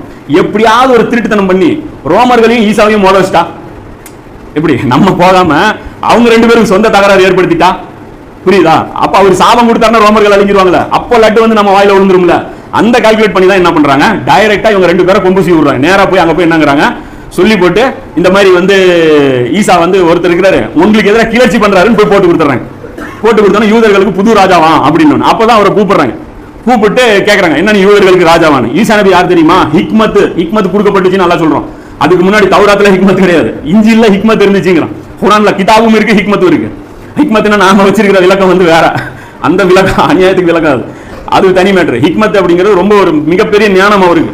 அப்ப அவங்க எல்லாம் என்ன பண்றாங்க, என்ன அவங்க சதி திட்டம் பண்ணாலும் கவுண்டர் சரியா கொடுக்குறாரு. அவர் சொல்றாரு, யூதர்களுக்கு நான் ராஜா கிடையாது. ராஜா தானே சொன்னாங்க, ராஜா நான் கிடையாது, நான் கலீஃபா தானே, நான் ராஜா கிடையாது, ராஜா அல்லாஹ் தான்ப்பா அப்படிங்கிறார். யூதர்களுடைய ராஜா நான் கிடையாது, யூதர்களுடைய ராஜா வந்து வானத்துல இருக்கிறாரு, நான் கிடையாது அப்படிங்கிறார். அதே மாதிரி அவங்க என்ன பண்றாங்க, இவர் வந்ததே எதுக்கு, இவங்ககிட்ட கப்பம் கட்டாம மக்களை மீட்டெடுக்கணும் அப்படிங்கிறதுக்காக தான். அவங்ககிட்ட போய் என்ன பண்றாங்க, போட்டு கொடுக்குறாங்க. போட்டு கொடுத்து இந்த மாதிரி வந்து வரி கட்டக்கூடாது நீங்க சொல்றீங்களாமா அப்படிங்கிறதுக்காக என்ன பண்றாங்க, பப்ளிக்கா சிப்பாய் எல்லாம் இருக்கும் போது ரோட்ல நின்று நபிகிட்ட போய் ஃபத்வா கேட்கறது. இந்த மாதிரி வந்து யூதர்களுக்கு அதான் வரி கட்டலாமா, உங்க வேதம் என்ன சொல்லுது, நீங்க என்ன சொல்றீங்க, உங்களுடைய கருத்தை சொல்லுங்க. அதாவது ரோமர்களுக்கு வரி கட்டலாமா அப்படிங்கிறது. அப்பதான் இவர் மாட்டிக்குவார். கட்டலான்னு சொன்னா ரோமர்கள் பிடிச்சிருவாங்க, கட்ட வேணான்னு சொன்னா என்ன பொய்யரா ஆயிரும். ஏன்னா இந்த மதகுருமார்கள் என்ன பண்ணுவாங்க பாருங்க, ஃபத்வா மாத்தி கொடுத்து இப்ப நம்மளும் மாட்டி விடுறாங்களா, இது மாதிரி சொல்லு பார்ப்போம், அது பண்ணு பார்ப்போம், இதை பண்ணு பார்ப்போம், அது மாதிரியான விஷயங்கள். அப்ப என்ன பண்றாரு இவர், என்ன பண்றாரு, ஹிக்மத்தை கையாளுறாரு. அப்ப கொண்டாடுறாரு, என்ன வரி கட்டுறது, என்ன காசு, காசு கொண்டா பார்க்கலாம் அப்படிங்கிறாரு. காசு கொண்டாடுறாங்க. அந்த நாணயத்துல சீசருடைய படம் பொறிஞ்சிருக்கு, சீசருடைய படம் வந்து பொறிச்சிருக்கு. அதை பாக்குறாரு, இது சீசர் படம்ல இருக்கு, சீசருக்கு சீசருக்கு கொடு, கர்த்தருக்கு கர்த்தருக்கு கொடு அப்படின்றது. இது என்ன மீனிங் அப்படின்னா, கர்த்தருடைய பெயர் பொறிக்கப்பட்ட ஒரு நாணயம் வரும், அப்போ கர்த்தருக்கு கொடுக்குறியம்மா, இப்போதைக்கு சீசர் படம் தானே பொறிக்கப்பட்டிருக்கு, அப்ப சீசருக்கே தூக்கி கொண்டு. இதை எப்படி அப்படியே பிளேட்டை மாத்திட்டாங்க. மன்னருக்கு செய்ய வேண்டிய கடமைகள் மன்னருக்கு, அல்லாவுக்கு செய்ய வேண்டிய கடமை அல்லாவுக்குன்னு சொல்லி பிளேட்டை மாத்திட்டாங்க. இதை வந்து இவர் என்ன பண்றாரு, இதை டெக்னிக்கலா அவாய்ட் பண்றாரு. இது மார்க்ல பாத்தீங்கன்னா பைபிள்ல 12வது அதிகாரத்துல 13ல இருந்து 17 இருக்கும். அதே மாதிரி அந்த யூதர்களுக்கு ராஜாவா அப்படின்னு கேட்டாங்களா, அந்த சம்பவம் பாத்தீங்கன்னா யோவான்ல 19வது அதிகாரத்துல 19ல இருந்து 22 வரைக்கும் அதுல அது வரும். அப்படி இந்த மாதிரியான திருட்டுத்தனங்கள் வேலை பண்ணி பண்ணி என்ன பண்றாங்க, ஈசா நபியும் ரோமர்களையும் மோதவர்கள் ட்ரை பண்ணாங்க, அது நடக்கல. ஃபைனலா கொண்டு போய் என்ன பண்றாங்க, மதத்திலே ஒரு பிரச்சனை பண்ணிட்டாரு, பொய் வழக்கு கொடுத்து மதத்துல ஒரு பிரச்சனை பண்ணாருன்னு சொல்லி மாட்டி விட்டுருவோம், ஒரு மரண தண்டனை ஏதோ ஒரு கேஸ் வர மாதிரி கொடுத்துருவோம் அப்படின்னு சொல்லி வந்து என்ன பண்றாங்க, சூழ்ச்சி பண்ணி கொண்டு போய் அவரை மாட்டி வைக்கிறதுக்கு பிளான் பண்றாங்க. அதெல்லாம் சொல்றேன் 3:54. இன்னும் அவர்களும் சூழ்ச்சி செய்தனர், அல்லாவும் சூழ்ச்சி செய்தார். இவங்க சூழ்ச்சியில நானும் பார்த்துட்டு தான் இருந்தேன், நானும் சூழ்ச்சி செஞ்சேன். அல்லாஹ் சூழ்ச்சி செய்பவர்கள் எல்லாம் மிக சிறந்த சூழ்ச்சியாளன். இதுக்கப்புறம் அந்த நிகழ்வு எல்லாம் தெரியும். ஈசா நபி போய் மாட்டி விட்டு எல்லாம் இது பண்ணி இவங்க எதிர்பார்த்தது என்ன அப்படின்னா, ஈசா நபி ரசூல் கொன்னுட்டா இந்த ரோமர்களுடைய ஆட்சி நாசமா போயிடும், ரோமர்கள் அழிஞ்சு போயிருவாங்க அப்படின்ட்டு கொண்டு வந்து விட்டுறாங்க. கொண்டு வந்து விட்டோன்னு அல்லாஹ் என்ன பண்றான், சூழ்ச்சி ஈசா நபியை இரவோடு இரவா வானத்துக்கு உயர்த்திக்கிறான். அந்த கடைசி அந்த உணவு சாப்பிட்ட உடனே ஈசா நபி அப்படியே அல்லாஹ் வானத்துக்கு உயர்த்திக்கிறான். வானத்துக்கு உயர்த்தி அந்த இடத்துல யூதாஸ் அவனை கொண்டு அவருடைய தோற்றத்தில் அல்லாஹ் ஆள் மாறாட்டம் செஞ்சிடறான். இது பத்தி குர்ஆன்ல 3:55, 4:156, 157 அல்லாஹ் சொல்றான். சொல்லிட்டு இவங்களை வந்து கொண்டு போய் எல்லாம் மாத்தி விட்டுறான். மாத்தி விட்டோன்னே என்ன ஆகுது, இவங்க பிடிச்சிட்டாங்க ஈசா நபியை, சிலுவையிலையும் அரைஞ்சிட்டாங்க, கொண்டுட்டாங்க. கொன்னவொன்னே இவங்களுக்கு கன்ஃபியூஷன் ஆகி போச்சு. என்னடா நாம எதிர்பார்த்தது நடக்கலையே, இந்நேரம் ரோமர்கள் அழிஞ்சிருக்கணும், ஏன்னா மசியை கொண்டாங்க, தூதரை கொண்டாங்க, என்ன இது இப்படி ஆகி போச்சு அப்படின்னு. இது என்ன ஆகி போச்சுன்னா அதுதான் அவங்களுக்கு குழப்பம் ஆகி போச்சு. அல்லாஹ் சொல்றான் குர்ஆன்ல, நிச்சயமாக அவர்கள் அல்லாஹ்வின் தூதராகிய மரியமின் குமாரர் ஈசா மசியை நாங்கள் கொன்று விட்டோம் என்று அவர்கள் கூறுவதாலும் அவர்கள் சபிக்கப்பட்டனர். அவர்கள் அவரை கொல்லவும் இல்லை, அவர்கள் சிலுவையில் அறையவும் இல்லை, ஆனால் அவர்களுக்கு ஒருவர் ஈசாவை போல் ஒப்பாக்கப்பட்டார் அப்படின்னு சொல்லிட்டு அல்லாஹ் சொல்றான். அதுக்கப்புறம் என்ன பண்றாங்க, அதுக்கப்புறம் என்ன நடந்தது, இவங்க நினைச்சது நடக்கல. அப்ப இவங்களுக்கு என்ன குழப்பம்னா, ஏன் ரோமர்கள் அழிக்கப்படல, ஈசா நபி பொய்யானாலாம், இத்தனை நாள் இருந்தது டூப்ளிகேட் ரசூலா, ஏன்னா ரசூல் மேல கை வச்சா இந்நேரம் வந்து ஊர் அழிக்கப்பட்டிருக்கணும். அப்ப இவ்வளவு நாள் நம்மளை ஏமாத்தி சுத்தினது ரசூலே கிடையாதா, அட ஃப்ராடு தான் வந்து நம்மகிட்ட தாவா செஞ்சுட்டு இருந்தாரா, பைபிள்ல வச்சு அதை வச்சு நல்ல வேலை பாத்தியா, ஒரு ஃப்ராடத்தை நம்ம புடிச்சு கொடுத்துருக்கோம் அப்படின்னு சொல்லி அவங்க நம்பிட்டாங்க. அவங்களுக்கு தெரியல இவர் வானத்துக்கு உயர்த்தப்பட்டது. அதுதான் அல்லாஹ் சொல்றான், இவர்கள் இந்த விஷயத்தில் தமக்குள் கருத்து வேறுபாடிலேயே உள்ளனர். இன்னி வரைக்கும் அவங்களுக்கு தெரியல வந்தது யாருங்கிறதே, ஈசா நபியா இல்லையா, மசியா இல்லையா அப்படிங்கிறது இன்னி வரைக்கும் தெரியல. வெறும் கற்பனை செய்வதை தவிர அவர்களுக்கு வேறு எந்த வழியும் இல்லை. ஒரு ஆப்ஷனே நான் வைக்கல, அவங்க முன்னாடி கிளியர் பிக்சரே இல்ல, அவர்களுக்கு இதை பற்றி அறிவே கிடையாது. மேலும் அவர்கள் அல்ல சொல்லிட்டு அல்ல சொல்ற கடைசியா அவர்கள் அவரை கொல்லவே இல்லை, இதை மட்டும் சொல்றான் அப்படிங்க. அது குரான் வந்ததுக்கு அப்புறம் தான் அவங்களுக்கு ஷாக் அடிக்குது. ஓஹோ, வந்தது ஒரிஜினல் நபி தான், இந்த மாதிரியான சீன் எல்லாம் நடந்திருக்குது, நாம வந்து கொன்னது ஈசா நபியே கிடையாது அப்படிங்கிறது நடக்குது. நெருங்கும் போது வேதமுடையோர், அதுக்கப்புறம் தான் அல்ல சொல்றான் 459 சொல்றான் அவர் யாருங்கிறது தானே உங்களுக்கு டவுட். வேதமுடையோரில் எவரும் இறப்பதற்கு முன் அவர் மீது நம்பிக்கை கொள்ளாமல் இருக்க மாட்டீர்கள். சாவதுக்குள்ள நீங்க பாப்பீங்க அவர் யாருங்கிறது. ஈசா சாவதுக்கு முன்னாடி இந்த பூமிக்கு வருவாரு, வந்து போனது யாரு, நீங்க பண்ண ஃபித்னா யாரு, அது எல்லாமே இருக்கும் அப்படின்னு சொல்லிட்டு நீங்கள் நம்பிக்கை கொள்ளாமல் இருப்பதில்லைன்னு சொல்றான். சொல்லிட்டு அதுக்கப்புறம் என்ன சொல்றான், அவர் மறுமையில் அவர்களுக்கு எதிராக சாட்சி கூறுவார். அது எப்படி நம்பிக்கை கொண்டதுக்கு அப்புறம் மறுமையில் இவர் எதிராக சாட்சி கொள்வார் அப்படின்னா, இதே மாதிரி வரலாறுல முன்னாடி நடந்திருக்கு. யாரு நம்பிக்கை கொண்டும் நாசமா போனது ஒருத்தர் இருக்கிறான், யாரு, ஃபிரௌன். அப்போ ஃபிரௌன் மாதிரியே தான் நீங்களும் ஆவீங்க அப்படிங்கிறது புரியுதா? இப்போ இன்னைக்கு இலுமினாட்டிகள் வந்து பிரமிட் சிம்பலை காட்டுறாங்களா, புரியுதா? இதுக்கு எல்லாத்துக்குமே லிங்க் இருக்கு. இன்னைக்கு இவங்க இலுமினாட்டிகள் வந்து பிரமிட் சிம்பலை காட்டுறாங்களா, ஃபிரௌனுக்கு தானே பிரமிட் சிம்பல், இவங்க நமக்கு காட்டுறாங்களா, அதுக்கு எல்லாமே தொடர்பு இருக்குது. இது மாதிரியான ஒரு விஷயம் நடந்த உடனே அல்லாஹ் என்ன பண்றான், அதுக்கப்புறம் ஈசா நபியை உயர்த்திக்கிறான். ஈசா நபி உயர்த்திக்கிறான். இதுக்கு என்ன பண்றான், ஆட்களாம் அனுப்புறான். ஈசா நபி சாபம் கொடுத்துட்டு போறாரு. கடைசியா வரும்போது கடைசி பயான் பாத்தீங்கன்னா சுப்ஹானல்லாஹ், ஒரு பெருசு எப்படி ரசூலுல்லாஹ் ஹஜ்ஜத்துல் விதா மாதிரி பெரிய ஒரு உரை இருக்கும், எல்லாம் போட்டு கிளியரா போட்டு இது பண்ணிருப்பாரு. நீங்க நாசமா போய் நீங்க இப்படி பண்ணுவீங்க, நீங்க அப்படி பண்ணுவீங்க, பின்னாடி தஜ்ஜால் வருவான், அதையும் சொல்றாரு, பின்னாடி தஜ்ஜால் வருவான், அவன் பின்னாடி நீங்க போவீங்க. ஏன்னா இவங்களுக்கு வேணுங்கிறது என்ன, குறுக்கு வழி. இவன் கையில் இருக்கிறது என்ன, தஜ்ஜால் கையில குறுக்கு வழி. அப்ப குறுக்கு வழியில ஆட்சி வரணும் அப்படிங்கறத இவங்களுடைய கான்செப்ட். இந்த குறுக்கு வழியில வந்து இவனும் வாங்கி தர்றான் அப்படின்னு சொல்லிட்டு வருவான். அப்ப இவங்க என்ன பண்ணுவாங்க, அக்செப்ட் பண்ணிக்குவாங்க அப்படிங்கறத எச்சரிக்கை பண்ணிட்டு ஈசான், ஏன்னா நேர் வழியில போனா வலிக்கும். இன்னைக்கு நமக்கும் அதான் பிரச்சனை. இவங்க என்ன விஷயம், அல்லாஹ்ட்ட துவா செஞ்சா காபத்துல்லா காப்பாத்துற மாதிரி காப்பாத்திடுவான். அபாபில் அனுப்பி அல்லாஹ்வுக்கு நாம டெஸ்ட் வைக்க வேண்டியது இல்லை. அல்லாஹ் கண்டிப்பா அவன் சக்திசாலி தான், அவன் சக்தியில யாருக்கும் சந்தேகம் இல்லை. உங்களுக்கு கொடுக்கப்பட்ட வேலையை நீங்க செய்யும், இதுதான் வேலை. அப்ப இங்க என்ன ஆகுது, அல்லாஹ் வந்து அடுத்ததான் வந்து அவரை வந்து டைட்டஸ்ங்கிற அந்த ஒரு ரோமாபுரியோட ஆட்சியாளர் இவங்க என்ன பண்றாங்க, அதுக்கப்புறம் சில குரூப் இன அடிப்படையில் எழுச்சி பெருமில்ல, இந்த ஜிகாது அப்படி இப்படின்னு சொல்லிட்டு அந்த இனவெறிக்காக ஜிகாது போகணுமா. நம்மளாம் முஸ்லீம் 800 வருஷம் அந்த பூமி ஆண்டிருக்கோம். ஸ்பெயின்ல நம்மளுடைய ஆட்சி எவ்வளவு இருந்துச்சு தெரியுமா, நம்மளாம் யாருன்னு காட்டணும் இவங்களுக்கு. இன்னைக்கு வந்து இவங்க நம்மளை அடக்கி வச்சிருக்காங்க. இந்த மாதிரி போனா நமக்கு அடிதான் விடும். புனிதமான எண்ணம், புனிதமான நோக்கம், தூய்மையான வழிமுறை இது இருந்தா மட்டும் வெற்றி. நினைச்சாலே வெற்றி, அவ்வளவுதான். நம்ம அட்டன் பண்றோம், ஜெயிக்கிறோம், தோக்குறோம், அதெல்லாம் ரெண்டாவது பட்சம். கிலாபத்து கொண்டு வருவீங்களா தெரியாது. ஆனா எங்க இறைவனால் கொடுக்கப்பட்ட பணி, இதற்காக நம்மளுடைய பாடுபடுதல் இருக்கும், அவ்வளவுதான். இதனால நம்முடைய விளைவு என்ன தெரியாது. நம்முடைய விளைவு எல்லாருடைய விளைவு என்ன, சரி நாங்க செத்துருவோம், நீங்க என்ன இருப்பீங்க, எல்லாரும் ஜாவத்தான் போறீங்க. அப்ப யாரு சரி, என்ன முன்னாடி ஒரு 2 நாள் முன்னாடி யாரையா கொல்ல முடியுமா, யாரையுமே கொல்ல முடியாது. அப்போ எல்லாமே நிர்ணயம் படி தான் மவுத்து பொறுத்த வரைக்கும் நடக்கும். சோ அதனால ஒண்ணும் கிடையாது. இப்ப என்ன பண்றாங்க, ஈசா நபி மரணிச்சதுக்கு அப்புறம் அந்த குழுக்கள் சில பேர் என்ன பண்றாங்க, சரி மசியை வச்சு கோத்து உள்ளான்னு பார்த்தோம், மசி இப்படி காலவாரிக்கு போயிட்டாரு, அவர் மசியா இல்லையாங்கிறதே டவுட் ஆகி போச்சு. அதனால என்ன பண்ணாங்க, நாமளே ஆக்ஷன்ல இறங்குவோம்னு சொல்லி ஒரு டீம் ஃபார்ம் பண்ணிட்டு ரோமருக்கு இனி நாங்க கப்பம் கட்ட மாட்டோங்க, ஏன்னா இவங்களுக்கு அழிவு கொடுக்கணும் இல்ல, அல்ல இவங்க கையில இவங்களே மண்ணை போடணும் இல்ல. அப்ப சில இந்த மாதிரி புரட்சிகரமான எண்ணங்கள் இவங்களுக்கு தோணுது. தோணுன உடனே அல்லாஹ் ரோமர்களை அனுப்புறான். அனுப்புன உடனே சும்மா அடி செம்ம பிரிச்சு அந்த செங்கல் அதான் சொல்றாரு, ஒரு கல்லுனால இன்னொரு கல்லு இருக்காது அவங்க வீடு. ஈசா நபி சொல்றாரு 2 கல்லு கூட சேர்ந்து விழுவாது அப்படிங்கிற, தனித்தனியா பிரிச்சிருவாங்க அப்படின்னு. அதே மாதிரி தனித்தனியா பிரிச்சு பைத்துல் முகத்தஸை இடிச்சு அங்க இருந்த பலிபீடத்தை தூக்கிட்டு போயிட்டாங்க. என்ன அவங்க வச்சிருந்த நினைவு சின்னங்கள் எல்லாத்தையும் தூக்கிட்டு போயிட்டாங்க. தூக்கிட்டு அதுக்கப்புறம் தான் அவங்க சொல்றாங்க, இனி ஜென்மத்துக்கு இங்க நீங்க வரக்கூடாது. எங்க யூதர்களை சொல்றாங்க, எங்களை வந்து துரோகம் பண்ணீங்கல்ல, இனி நீங்க ஜென்மத்துக்கு இந்த பூமிக்கு திரும்பி வரக்கூடாது அப்படின்னு சொல்லி ஏகப்பட்ட பேரை கொன்னாங்க, ஏகப்பட்ட பேர் போயிட்டாங்க. அந்த காலகட்டத்தை பத்தி அல்லாஹ் சொல்றான், அவர்கள் மீது இழிவும் கோபம், அதாவது ஜுரிபத்தும் ஜில்லத்தும் வந்து மஸ்கனத் அப்படிமா. மஸ்கனத் அப்படிங்கிறது வந்து வறுமை கிடையாது, தைரியமின்மை. மஸ்கன் அப்படி மஸ்கின் என்னன்னா அது பலவீனமா இருக்கிறோம்ல, ரொம்ப ஒரு நோஞ்சானா இருக்கிறோம்ல, அதை குறிக்கும் மஸ்கனத் அப்படிங்கிறது. அதுதான் அல்லாஹ் சொல்றான், அவங்களுக்கு இழிவும் தைரியமின்மையும் வந்து அவங்க மேல என்ன ஆயிடுச்சு, சுமத்தப்பட்டுருச்சு அப்படின்னு சொல்லி 3ஆவது அத்தியாயத்துல 112வது வசனத்துல அல்லாஹ் சொல்றான். அப்போ இவங்களுக்கு வந்து இந்த ஒரு சாபம் வந்து அல்லாஹ் வந்து இவங்களுக்கு கொடுத்ததுனால இதோட இவங்களோட என்ன ஆகி போச்சு, அந்த இது வந்து முடிஞ்சிருச்சு. பின்னாடி ஜெருசலம் வந்து பாத்தீங்க அப்படின்னா உமர் லியானுடைய அந்த கையில வந்து வருது. உமர் லியானுடைய அந்த ஆட்சி காலத்துல ஜெருசலம் போய் உமர் லியானு கைப்பற்றாங்க. அப்போ யார் ஆட்சியாளர்கள், அங்க ரோமர்கள். கிட்டத்தட்ட 600 வருடங்கள் கடந்துருச்சு இந்த சம்பவம் நடந்து, 600 வருடங்கள் கடந்துருச்சு. கடந்ததுக்கு அப்புறம் இந்த ரோமர்கள் கையில அங்க வந்த உடனே உமர் லியானு கையில இருந்து ஒப்படைச்சு சொல்றாங்க, நீங்க என்ன வேணாலும் பண்ணுங்க, ஆனா யூதர்கள் மட்டும் இந்த இடத்துக்கு வந்துடக்கூடாது. கிறிஸ்தவர்கள் சொல்லிட்டு போறாங்க, யூதர்கள் இந்த இடத்துல வரக்கூடாது அப்படின்னு சொல்லி சொல்றாங்க. உமர் லியானு என்னங்கிறாங்க, யூதர்கள் வேணா இபாதத்துக்கு வரட்டும், வணக்க வழிபாடுகள் வரட்டும், ஏன்னா வந்தாங்கன்னா அந்த ஒரு சிந்தனை மாறும், அல்லாஹ் நோக்கி ஒரு திரும்புறது ஒரு வாய்ப்பு கிடைக்கும். அப்படிங்கிறதுக்காக இபாதத்துக்கு வேணா வரட்டும், குடியேறதுக்கு நான் அனுமதிக்க மாட்டேங்கிறேன். இப்ப இந்த இடத்துல நாம யோசிக்கணும்.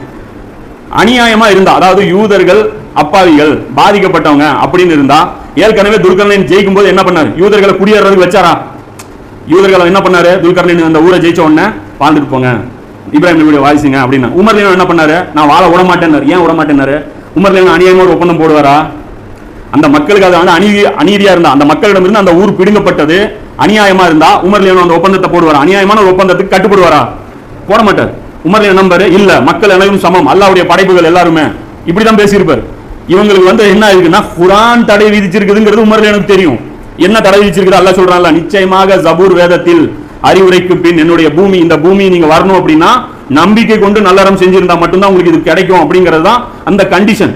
அப்ப அந்த கண்டிஷன் படி இவங்களுக்கு தெரியும். அப்போ கண்டிப்பா இன்னைக்கும் அந்த ஜெருசலம் அவங்க என்னைக்குனாலும் வாங்கிக்கலாம், தப்பே கிடையாது. அதுக்கு அவங்க செய்ய வேண்டியது ஒரே ஒரு வேலை, ரசூலுல்லாஹ் மேல ஈமான் கொள்ளணும், ரசூலுல்லாஹ்வை நம்பிக்கோ, அதுக்கப்புறம் நீ ஜெருசலம் வாங்கிக்கோ. நாங்க கட்டித்தரோம் உனக்கு பைத்துல் முகத்தஸ், முஸ்லிம்கள் கட்டித்தரோம், நீ வந்து ஜெருசலம் வந்து நீ வச்சு உனக்கு டபுள் கூலி இருக்கு. இன்னும் அந்த ஆஃபர் இருக்குல்ல, மூசாவை ஏத்துக்கிட்டு என்ன யார் ஏத்துக்கிட்டாங்களோ அவங்களுக்கு 2 மடங்கு கூலி இருக்குன்ட்டு. ஆனா ரசூலுல்லாஹ்வை நீ பொய்யர்னு சொல்லி நீ நிராகரிச்சு இந்த நிலையில் நீ இருந்தேன்னா நீ ஜெருசலம் போகக்கூடாது. போறத முஸ்லிம்கள் தடுக்கணும். ஏன்னா அவனை விட்டினா நாம செத்தோன்னு அர்த்தம். அவனை விட வேணாம் நமக்கு உத்தரவு. அவனை விட்டா அவனுக்கு அடி விழுவது இல்லையா, நமக்கு கண்டிப்பா அடி விழும். அதுதான் நீ முஸ்லிம்கள் அனுபவிச்சுட்டு இருக்காங்க. அவனை விட்டதுனாலையும் அவனை பார்த்து பயந்ததுனாலையும் தான் நமக்கு அடி விழுவது. ஜெருசலம் வந்து அவங்க கையில தரக்கூடாதுங்கிறது இதுல வந்து ஒரு கட்டளையா வருது. இது 21ல 105 106 அல்லாஹ் சொல்றான், நிச்சயமாக ஜபூர் வேதத்தில் அறிவுரைக்கு பின் என்னுடைய இந்த பூமியை பைத்துல் முகத்தஸ், அருள்னு குர்ஆன்ல வந்துச்சுன்னா இவங்களை குறிப்பிட்டு பைத்துல் முகத்தஸ் தான் குறிக்கும். இதுவே ஒரு கோடு வேர்டு தான். பைத்துல் முகத்தஸே குர்ஆன்ல எங்கேயுமே பாத்தீங்கன்னா ஜெருசலம்ங்கிற வார்த்தையே இருக்காது. இன்னைக்கு ஒரு யூதன் எழுதியிருக்கான் புக்கு, அதுக்கு புக்கு தான் மாற்று கருத்து எழுதி அதுக்கு மறுப்பு தான் இவர் எழுதியிருக்காரு. யார்? இம்ரான் ஹுசைன். குர்ஆனில் ஜெருசலம் அப்படின்னு ஒரு புக் எழுதியிருக்காரு. அருமையான புக் அது. தமிழ்ல கூட என்கிட்ட பிடிஎஃப் இருக்கு. அது வேணா யாராவது வேணா கேட்டு வாங்கி படிங்க. சூப்பர் புக் அது. அவன் என்ன எழுதுறான்னா, குர்ஆன்ல எங்கேயுமே ஜெருசலம்ங்கிற வார்த்தையே கிடையாது. அப்ப இஸ்ரேல் வந்து இந்த மாதிரி எல்லாம் செஞ்சாங்க, இவங்களுக்கு தண்டனை கொடுக்கப்பட்டதுலாம் இல்ல. எல்லா இடத்துலயும் அல்லாஹ் குர்ஆன்ல என்ன சொல்றான்? பைத்துல் முகத்தஸ்ங்கறான், புனித பூமி. புனித பூமினா எது? அவன் என்னங்கற மக்காவுக்கு குறிக்கும் புனித பூமி, அதான உங்களுக்கு புனித பூமி, அங்க இருந்துட்டு போங்கங்கறான். அவ வேற வேற என்னென்னமோ விளக்கம் சொல்றான். அது மாதிரி பாத்தீங்கன்னா ஆனா குர்ஆன்ல அருள்னு வந்துச்சுனாலே அது ஜெருசலத்தை தான் குறிக்கும். அதே மாதிரி தாபத்துல் அருள்னு இருக்குல்ல, பிராணி, பூமியிலிருந்து ஒரு பிராணி அப்படிங்கிறது, அதுவும் அங்கதான் ஏதோ ஒரு குறிக்கும். அந்த மீனிங் கூட ஒரு பிராணி எல்லாம் வெளிப்படாது. அந்த ஒரு பிராணி வந்து நம்மகிட்ட பேசும் அப்படின்னு தாபத்துல் அருள் அப்படின்னா அந்த அருள்ல இருந்து ஒரு பிராணி வெளிப்படும் அப்படிங்கறத அர்த்தம். அதுக்கு பல விளக்கங்கள் வந்து சொல்லப்படுது. பைபிள்ல கூட அது வேற ஒரு விளக்கம் இருக்கு. இது சொல்லிட்டு அல்லாஹ் சொல்றான், நிச்சயமாக பூமியினுடைய நல்லடியார்கள் தான் வாரிசாக அடைவார்கள் என்று எழுதியிருந்தோம். அடிபணியும் மக்களுக்கு நிச்சயமாக இதில் போதுமான விளக்கம் இருக்குது நமக்கு சொல்றான். ஏன் உங்களுக்கு ஒரு விளக்கம் இருக்குது இல்ல, இது வந்து நீங்க கவனமா பாத்துக்கங்க அப்படிங்கிற, அதாவது தராதீங்க அப்படிங்கிறான். இதை சொல்லிட்டு அல்லாஹ் சொல்றான், இதுல இதே வந்து இவங்க என்ன பண்றாங்க, நபி ஸல்லல்லாஹு அலைஹி வஸல்லம் வரைக்கும் இந்த எக்ஸ்டென்ஷன் வந்து மறுபடியும் போகுது. மறுபடியும் அல்லாஹ் என்ன பண்றான், இப்ராஹிம் நபியுடைய ஒரு மகன்ல இருந்து இன்னொரு மகனையும் சேர்த்து கொடுத்துட்டான். சரி, ஒரு ஆள்னால வேலை செய்ய முடியலையா, பனி இஸ்ராயீல்னால வேலை செய்ய முடியலையா, பயந்தாங்குழியா இருக்கீங்களா, சரி பனி இஸ்மாயில் சேர்ந்துக்கோங்க. 2 பேரும் சேர்ந்து என்னுடைய இந்த கிலாஃபத்தை இந்த பூமிக்கு செஞ்சு ஒரு வாட்டி நல்லா ஆச்சுன்னா என்ன இந்த பூமிக்கு காட்டிருங்க. நல்லா ஆச்சுன்னா என்ன, அல்லாஹ்வுடைய ஐடியானா என்ன, அல்லாஹ்வுடைய தீன் எப்படி இருக்குது, அல்லாஹ்வுடைய யோசனை எப்படி இருக்குது. குர்ஆனுடைய பியூட்டி என்னன்னா, அல்லாஹ் தன்னை இறைவன் சொல்றதே ஒரு இடத்துல அல்லாஹ் சொல்றான். என்ன சொல்றான்? உங்களுக்கு வழிகாட்டக்கூடிய இறைவன் இருக்கிறானம்மா. தீனை வச்சுதான் அல்லாஹ் சொல்றான். எல்லா கடவுள்களும் தனக்கு என்ன கிடைக்கும்னே பேசிட்டு இருக்கும். எனக்கு நோன்பு இதுல ஏதாவது சிறப்பு இருக்கு அல்லாஹ்வுக்கு, அது மற்ற கடவுளும் கேட்குது. எனக்கு வந்து விரதம் இருங்க, ஐயப்பனும் வந்து சொல்லி கேட்கறாங்களா, எனக்கு வந்து விரதம் வைங்க 40 நாள், நீங்க 30 நாள், இதுல என்ன சிறப்பு இருக்கு? அல்லாஹ் தான் சொல்றான், டேய் நான் உங்களுக்காக யோசிக்கிறேன்டா அப்படிங்கிறான். அல்லாஹ்வுடைய சிறப்பு என்னன்னா, நான் உங்க நலனை யோசிக்கிறேன், ஏழைகள் பாதிக்கப்படக்கூடாதுன்னு யோசிக்கிறேன். உங்க பொருளாதார கொள்கையை யோசிக்கிற இறைவன் இருக்கா, அரசியல் யோசிக்கக்கூடிய இறைவன் இருக்கா? அல்லாஹ் குர்ஆன்ல அதான் கேட்கறான். அல்லாஹ்வுடைய இறைவன் இறைத்தன்மைக்கே சாட்சியா அல்லாஹ் அதை பேசுறான். உங்க நலன் நாடக்கூடிய இறைவன் இருக்கானா? எதா இருந்தாலும் படையில கொடு, எங்களுக்கு வந்து வணக்க வழிபாடு கொடு, எனக்கு 5 நேரம் தொழுகை கொடு, எனக்கு ஹஜ்ஜ கொடு, எனக்கு நோன்பை கொடு, எனக்கு ஜகாத்தை கொடு, இப்படி கேட்கிற இறைவன் மட்டும் இல்ல. நானு உனக்காக சிந்திக்கக்கூடிய, உனக்காக பார்த்து பார்த்து ஒரு அரசியல் சாசனம் எழுதியிருக்க தூக்கி ஓரம் போட்டுக்கிறேன். நீ நல்லா இருக்கிறதுக்காக ஒரு குற்றவியல் சட்டங்களை கொடுத்துருக்கேன், அதை போய் ஓரம் போட்டுக்கிறேன். சமூக சட்டம் உனக்காக நான் வடிவமைச்சிருக்கிறேன். இது மாதிரி ஒரு வாட்டி செஞ்சு காமி, பூமி பார்க்கட்டும், அப்போ தெரியும் என் ஐடியா எவ்வளவு ஷார்ப்பானது. அதாவது அதன் மூலமா அல்லாஹ்வுடைய ஒரு பிளான் ஒருத்தர் இன்ஜினியர் போட்டு கொடுத்துட்டாரு, கட்டி காமிச்சா யாருக்கு பேரு அருமையான பிளான் அப்படிமா, இதெல்லாம் எதிர்பார்க்கிறான். அல்லாஹ்வுடைய அந்த வல்லமையை நீங்க செஞ்சு காமிங்க, அதன் மூலமா என்னை பெருமைப்படுத்துங்கள் அப்படிங்கிறான். இதுதான் நோக்கம். அதனால இந்த இடத்துல இது வந்து இவங்க செய்ய சொல்லி அல்லாஹ் என்ன பண்றான், அடுத்தது ரசூலா ஜாயின் பண்றான். சேர்ந்துக்கோங்க வேலையில, அவங்ககிட்ட இருந்து புடுங்கல. அப்போ அந்த கிலாஃபத்து அந்த கிப்லா புடுங்கல. மதீனாவுக்கு போறாங்க. போன உடனே 16 மாசம் எங்க தொழுதாங்க நபி ஸல்லல்லாஹு அலைஹி வஸல்லம், அங்கேயே தான் தொழுறாங்க. தொழுத உடனே அந்த இடத்துக்கு போறாங்க. அந்த இடத்துல போய் இதையே வந்து சொல்றாங்க. சொன்ன உடனே அது வந்து அல்லாஹ் குர்ஆன்ல வந்து அவங்க போன உடனே அல்லாஹ் ஒரு வசனம் இறக்குறான் 24 அத்தியாயத்துல 55ல, உங்களில் எவர் நம்பிக்கை கொண்டு நற்செயல் புரிகிறார்களோ அவர்களை அவர்களுக்கு முன்னிருந்தோரை அருளுக்கு, அதாவது பூமிக்கு எந்த இடத்துலயும் அருள் இருந்தா வருது, ஆட்சியாளர்கள் ஆக்கியது போல் ஆக்கி வைப்பதாகும். அப்ப ரசூலா என்ன சொல்றாங்க, இது முன்னாடி பூமியில ஆட்சி பண்ணாங்களா அந்த மாதிரி யூதர்களை பார்த்து இந்த வசனம் பேசுது. அவர்களுக்காக பொருந்தி கொண்ட என்னுடைய மார்க்கத்தையும் நிலைப்படுத்தி அழியாமல் பாதுகாப்பேன், அதாவது இந்த கிலாஃபத்தை நான் பாதுகாப்பேன்னு சொல்லி யூதர்களை பார்த்து பேசுறான். அவர்களின் அச்சத்தை போக்கி அமைதியை அடைந்து வாழும்படியும் மாற்றி விடுவதாகவும் அல்லாஹ் வாக்குறுதி கொடுத்திருக்கான். இந்த வாக்குறுதி கொடுக்குறான். இந்த வசனத்தை வச்சுதான் நமக்கு வந்து இனி தவறா விளக்கம் சொல்றாங்க. அதாவது நாம எதுவும் செஞ்சிடக்கூடாது, இந்த நம்பிக்கை கொண்டு நல்லறமா நாம செஞ்சோம்னா என்ன கிடைக்கும், அதுவா கிஃப்டா கிடைச்சிரும் அப்படின்னு சொல்லி பேசுறாங்க. இது அந்த மாதிரி பேசுற வசனம் கிடையாது. அதுதான் அல்லாஹ் சொல்றாங்க, வார்த்தைகளை அதற்குரிய இடங்களில் இருந்து மாற்றாதீங்க அப்படிங்கிறோம். இந்த இது வந்து ஆலிம்கள் மட்டுமே பண்ணுவாங்க இந்த வேலையை. இது வந்து இதே வந்து அவங்களும் பண்ணாங்க. அதனால தான் குர்ஆன்ல அல்லாஹ் என்ன பண்ணிட்டான், கிலாஃபத்துங்கிற வார்த்தையே கிடையாது. ஏன்னா மூமின்கள் ரிஸ்க் எடுக்கிறாங்களான்னு பார்க்கணும். ஏன்னா சொல்லணுமா, வாழ்ந்து காட்டலையா, நபியை பாருன்ட்டான், தனியா வாழ்ந்து சொல்லலையா, ஆமா சொல்லலையா, மறுமையில வாங்க தெரியும். கிலாஃபத்துங்கிற வார்த்தை குர்ஆன்ல எத்தனை இடத்துல வந்துச்சுன்னு காட்டுவான். ஒரு இடத்துல இல்லைங்கிறீங்கள, எத்தனை இடத்துல இருந்துச்சுங்கிறது அல்லாஹ் காட்டுவான் குர்ஆன்ல. அல்லாஹ் அந்த அருளியதை மறைச்சிட்டீங்களா, அதுதான் அல்லாஹ் சொல்றான், அல்லாஹ் அருளியதை நீங்க மறைச்சிடாதீங்க, பயப்படாதீங்க. அல்லாஹ் அதான் சொல்றான், என்னை விட்டு என்னுடைய அடியார்களை பாதுகாவலர்களா தேர்ந்தெடுக்காதீங்க. இந்த அரசாங்கங்களையும் இந்த ஐநா சபைகளையும் இந்த நேட்டோவையும் பார்த்து பயப்படாதீங்க, என்னை பயப்படுங்க. இதுதான் அல்லாஹ் சொல்றான். என்னை விட்டுட்டு நீங்க வேற ஆளுகளை வந்து பயப்படாதீங்க அப்படின்னு சொல்லிட்டு அல்லாஹ் சொல்றான். இதுல வந்து என்ன விஷயம்னா, இதுல இன்னொரு சிந்திக்க வேண்டிய விஷயம், இந்த ஆயத்தை வச்சு என்ன சொல்றாங்க, நம்ம தொழுது நோன்பு வச்சு இந்த மாதிரியான வேலைகளை நம்ம செஞ்சோம்னால என்ன கிடைச்சிரும், அல்லாஹ்வுடைய இந்த ஆட்சி வந்து நமக்கு கிஃப்டா கிடைச்சிருங்கிறேன். அப்போ இந்த வசனத்தை தவறா நாமளா புரிஞ்சா ரசூலா தான் தவறா புரிஞ்சிருக்காங்கன்னு சொல்லணும். ஏன் மக்கால இருந்து அருமையா 5 நேரம் தொழுது, அபூபக்கர் உமர் எல்லாம் வச்சு தொழுகை நல்ல முறையில் காபத்துல்லா நல்லா பெருசா கட்டி அங்கேயே ஹஜ்ஜி செஞ்சு காமிச்சு, ஜகாத்து கொடுத்து நோன்பு மக்கா மதீனால போய் வச்சதுக்கு மக்காலே வச்சு காமிச்சு இதெல்லாம் செஞ்சிருந்தாங்கன்னு வைங்க, அல்லாஹ் கொண்டாந்து எல்லா ஆட்சியாளர்களையும் அவங்ககிட்டே வந்து பைய செஞ்சு வச்சுட்டு போயிருப்போம். ரோமபுரிக்கு இஸ்லாம் வந்து தவாப் செஞ்சு சுத்திட்டு இருந்துருக்கும். அதெல்லாம் நடக்காது. நீங்க நல்லவனா இருந்தாலும் யாரும் உங்ககிட்ட கொண்டாந்து ஆட்சியெல்லாம் கொடுத்துட மாட்டாங்க. எப்படி கொடுப்பான்? இனி வந்து இன்னி இருக்கக்கூடிய ஆட்சியாளர்களை பாருங்க, ஊரே காரி துப்புது, எவ்வளவு மானக்கேடா பேசுறாங்க, மீடியாவை திறந்தா அவ்வளவு விமர்சனங்கள் வருது, வந்து கொடுத்துருவாங்களா, ஸ்மானம் வந்து உறுத்து, மனசாட்சி உறுத்துது, நைட்ல எங்களால தூங்க முடியல, அதனால வந்து நல்லவங்களா பார்த்து நாங்களே ஆட்சி ஹேண்ட் ஓவர் பண்ணிடுறோம், வீட்டுல பொண்டாட்டி பிள்ளைங்களாம் நம்மள மதிக்க மாட்டேங்குது, இப்படியா சொல்றாங்க. வெக்கமே கிடையாது. சுத்திட்டே இருப்பாங்க. கோயிலுக்கு போய் வந்து பாவத்தை போக்குறது நிறுத்துறாங்க. அந்த கோயில் பூசாரி ஒருத்தனுக்கு சாமி வந்து அவன் ஆடி அவன் என்னத்தையும் ஒன்று பண்றான்னு வை, அவன் திட்டிருந்தான், நீ நல்லா இருக்க மாட்டடா, நீ நாசமா போயிருவா அப்படி இப்படின்னு திட்டுறான். பாட்டு வரான், அடுத்த ஒரு பரிகாரம் பண்ணிக்கிறான். இதெல்லாம் நடக்கவே நடக்காது. நீங்க நம்பிக்கை கொண்டு இல்ல, உலகமே நம்பிக்கை கொண்டுருச்சு. 5 நேரம் கரெக்டா தொழுது, ஒன்னும் நடக்காது. ஒரே ஒரு ஃபோன் போது நம்மள அடக்கி ஆண்டுட்டு இருப்பான். அவனுக்கு கீழே நாம பாட்டுக்கு போய் ஒன்னும் பண்ணிட்டே இருப்போம், ஒன்னும் நடக்காது. நாம வேலை செய்யணும், களத்துக்கு வரணும். எல்லாம் சொல்றல, பத்ருல வந்து நின்னா அல்லாஹ்வுடைய உதவி வரும், வீட்டுல உட்காந்தா ஒன்னும் வராது. ஏன்னா அல்லாஹ்வுடைய கண்டிஷன் அது. நம்பிக்கை கொண்டு நல்லறம்னா என்ன தெரியுமா, இதுதான் நல்லறம்.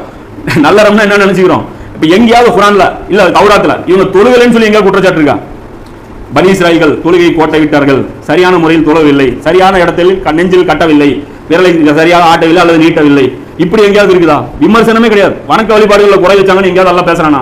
வைக்கவே. இன்னும் சொல்லலாம், சிறப்பா செஞ்சிருக்காங்க, அதுல வெயிட்டே கொடுத்துருக்காங்க, வெயிட் ஓவரா கொடுத்துருக்காங்க. இவங்களுக்கு எப்படி தெரியும் மூசா நபி அந்த முஹர்ரம் மாசம் உடைய நோன்பு எப்படி உங்களுக்கு தெரியும்? யாருக்கு? வணக்க வழிபாடு கரெக்டா செஞ்சிருக்கான்.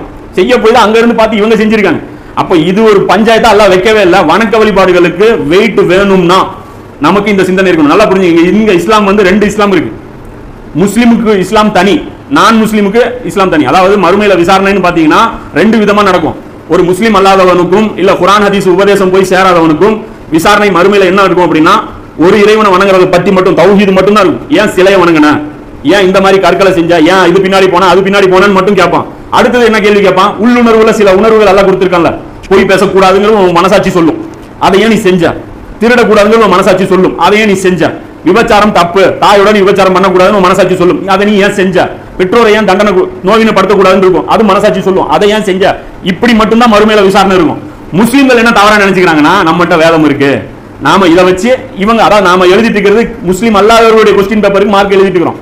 இதுல 100 மார்க் வாங்கினதா சந்தோஷம் வேற பட்டு இருக்கோம். நம்ம தௌஹீதுல கரெக்டா இருக்குமே, அல்லாஹ்வுக்கு தான் சிலைகளை ஏற்படுத்தலையே, நாம தர்காவுக்கு தான் போகலையே, நாம தான் இணை வைக்கல, சிறுக்க தவிர எல்லாரும் நாம பண்ணிட்டு இருக்க. நமக்கு பேர் என்ன தெரியுமா, காஃபிர், குஃபுர். நாம வந்து என்ன பண்ணிட்டு இருக்கோம், அல்லாஹ்வுடைய கட்டளைகளை நிராகரிச்சா என்ன குஃபுர். சிறுக்கு மட்டும் இல்ல, குஃபுரையும் தான் பண்ணிக்க மாட்டான். இப்லீஸ் என்ன சிறுக்கா வச்சான், குஃபுர் பண்ணான். அல்லாஹ்வுடைய ஒரே ஒரு கட்டளை, ஆதமுக்கு கட்டுப்படுங்கன்னா செய்ய மாட்டேன்ட்டான். அப்ப நமக்கு பேர் என்ன அப்படின்னா, நம்ம விசாரணை எப்படி இருக்கும் தெரியுமா, நபியை வச்சு விசாரணை இருக்கும். அதுதான் அல்லாஹ் சொல்றான், நபி உங்கள் மீது சாட்சி சொல்லணும், நீங்க நபிக்கு சாட்சி சொல்லணும்ங்கறான். அப்ப நபியை வச்சு சாட்சி பண்ணணும். அப்ப நபி கிட்ட அரசியல் இருந்தா நம்மகிட்ட அரசியல் இருக்கணும். எல்லாரும் பேசுறாங்கல்ல பயான்கள்ல, அன்னலாரின் அரசியல் வாழ்க்கை. அப்ப அன்னலார் ஆன்மீக துறையில் மட்டுமல்ல, அரசியலும் கோலோச்சினார். அப்ப நீயே அவர் அரசியல்ல கோலோச்சினார், நீயே சாட்சி சொல்லிட்டல, உனக்கு எதிராக நீயே சாட்சி சொல்லிட்டில்ல. அப்ப நீ என்ன சொல்ற, மார்க்கத்தில் இஸ்லாம் அரசியல் இல்லைங்கிற. அப்ப வம்பு சண்டைக்கா போனாரு தபுக்கு. தபுக்கு வந்து செருப்பு கால் இல்லாம அத்தனை கிலோமீட்டர் வந்து வெயில் காலத்துல நடந்து போறது சாதாரண விஷயம். வம்பு சண்டைக்கா போனாரு. கேட்டா என்னென்னமோ ஃபிட் பண்றாங்க, பத்ரு போர் அது நடந்துச்சு, இது நடந்துச்சு, ஒண்ணுமே சொல்ல முடியாது.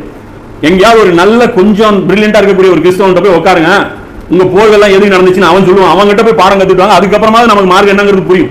அப்ப என்ன விஷயம்னா, நமக்கு இருக்கிற தீன், முஸ்லிம்களுடைய தீன் இது ஏற்கப்படாது, தொழுகை ஏற்கப்படாது, நோன்பு ஏற்கப்படாது, தர்மம் ஏற்கப்படாது, எதுவுமே ஏற்கப்படாது. இந்த சிந்தனை இருந்தா மட்டும்தான் கொண்டு வர முடியாது. ஆமா, எங்களாலையும் எங்களுக்கும் தெரியும் எதை கொண்டு வர முடியாது. எங்களை ஒரு சின்ன குரூப் நீங்க எல்லாம் இது மாதிரி வந்து பேசுன உடனே கொண்டு வந்துட முடியுமா? கண்டிப்பா கொண்டு வர முடியாது. ஆனா அல்லாஹ் எங்களை சொல்ல முடியும்ல, இறைவா நாங்க இதுக்காக பாடுபட்டோம், இதை நோக்கி நாங்க ஒரு அடி வச்சோம், அதுதான் அந்த 99 கொலை வருது இல்ல.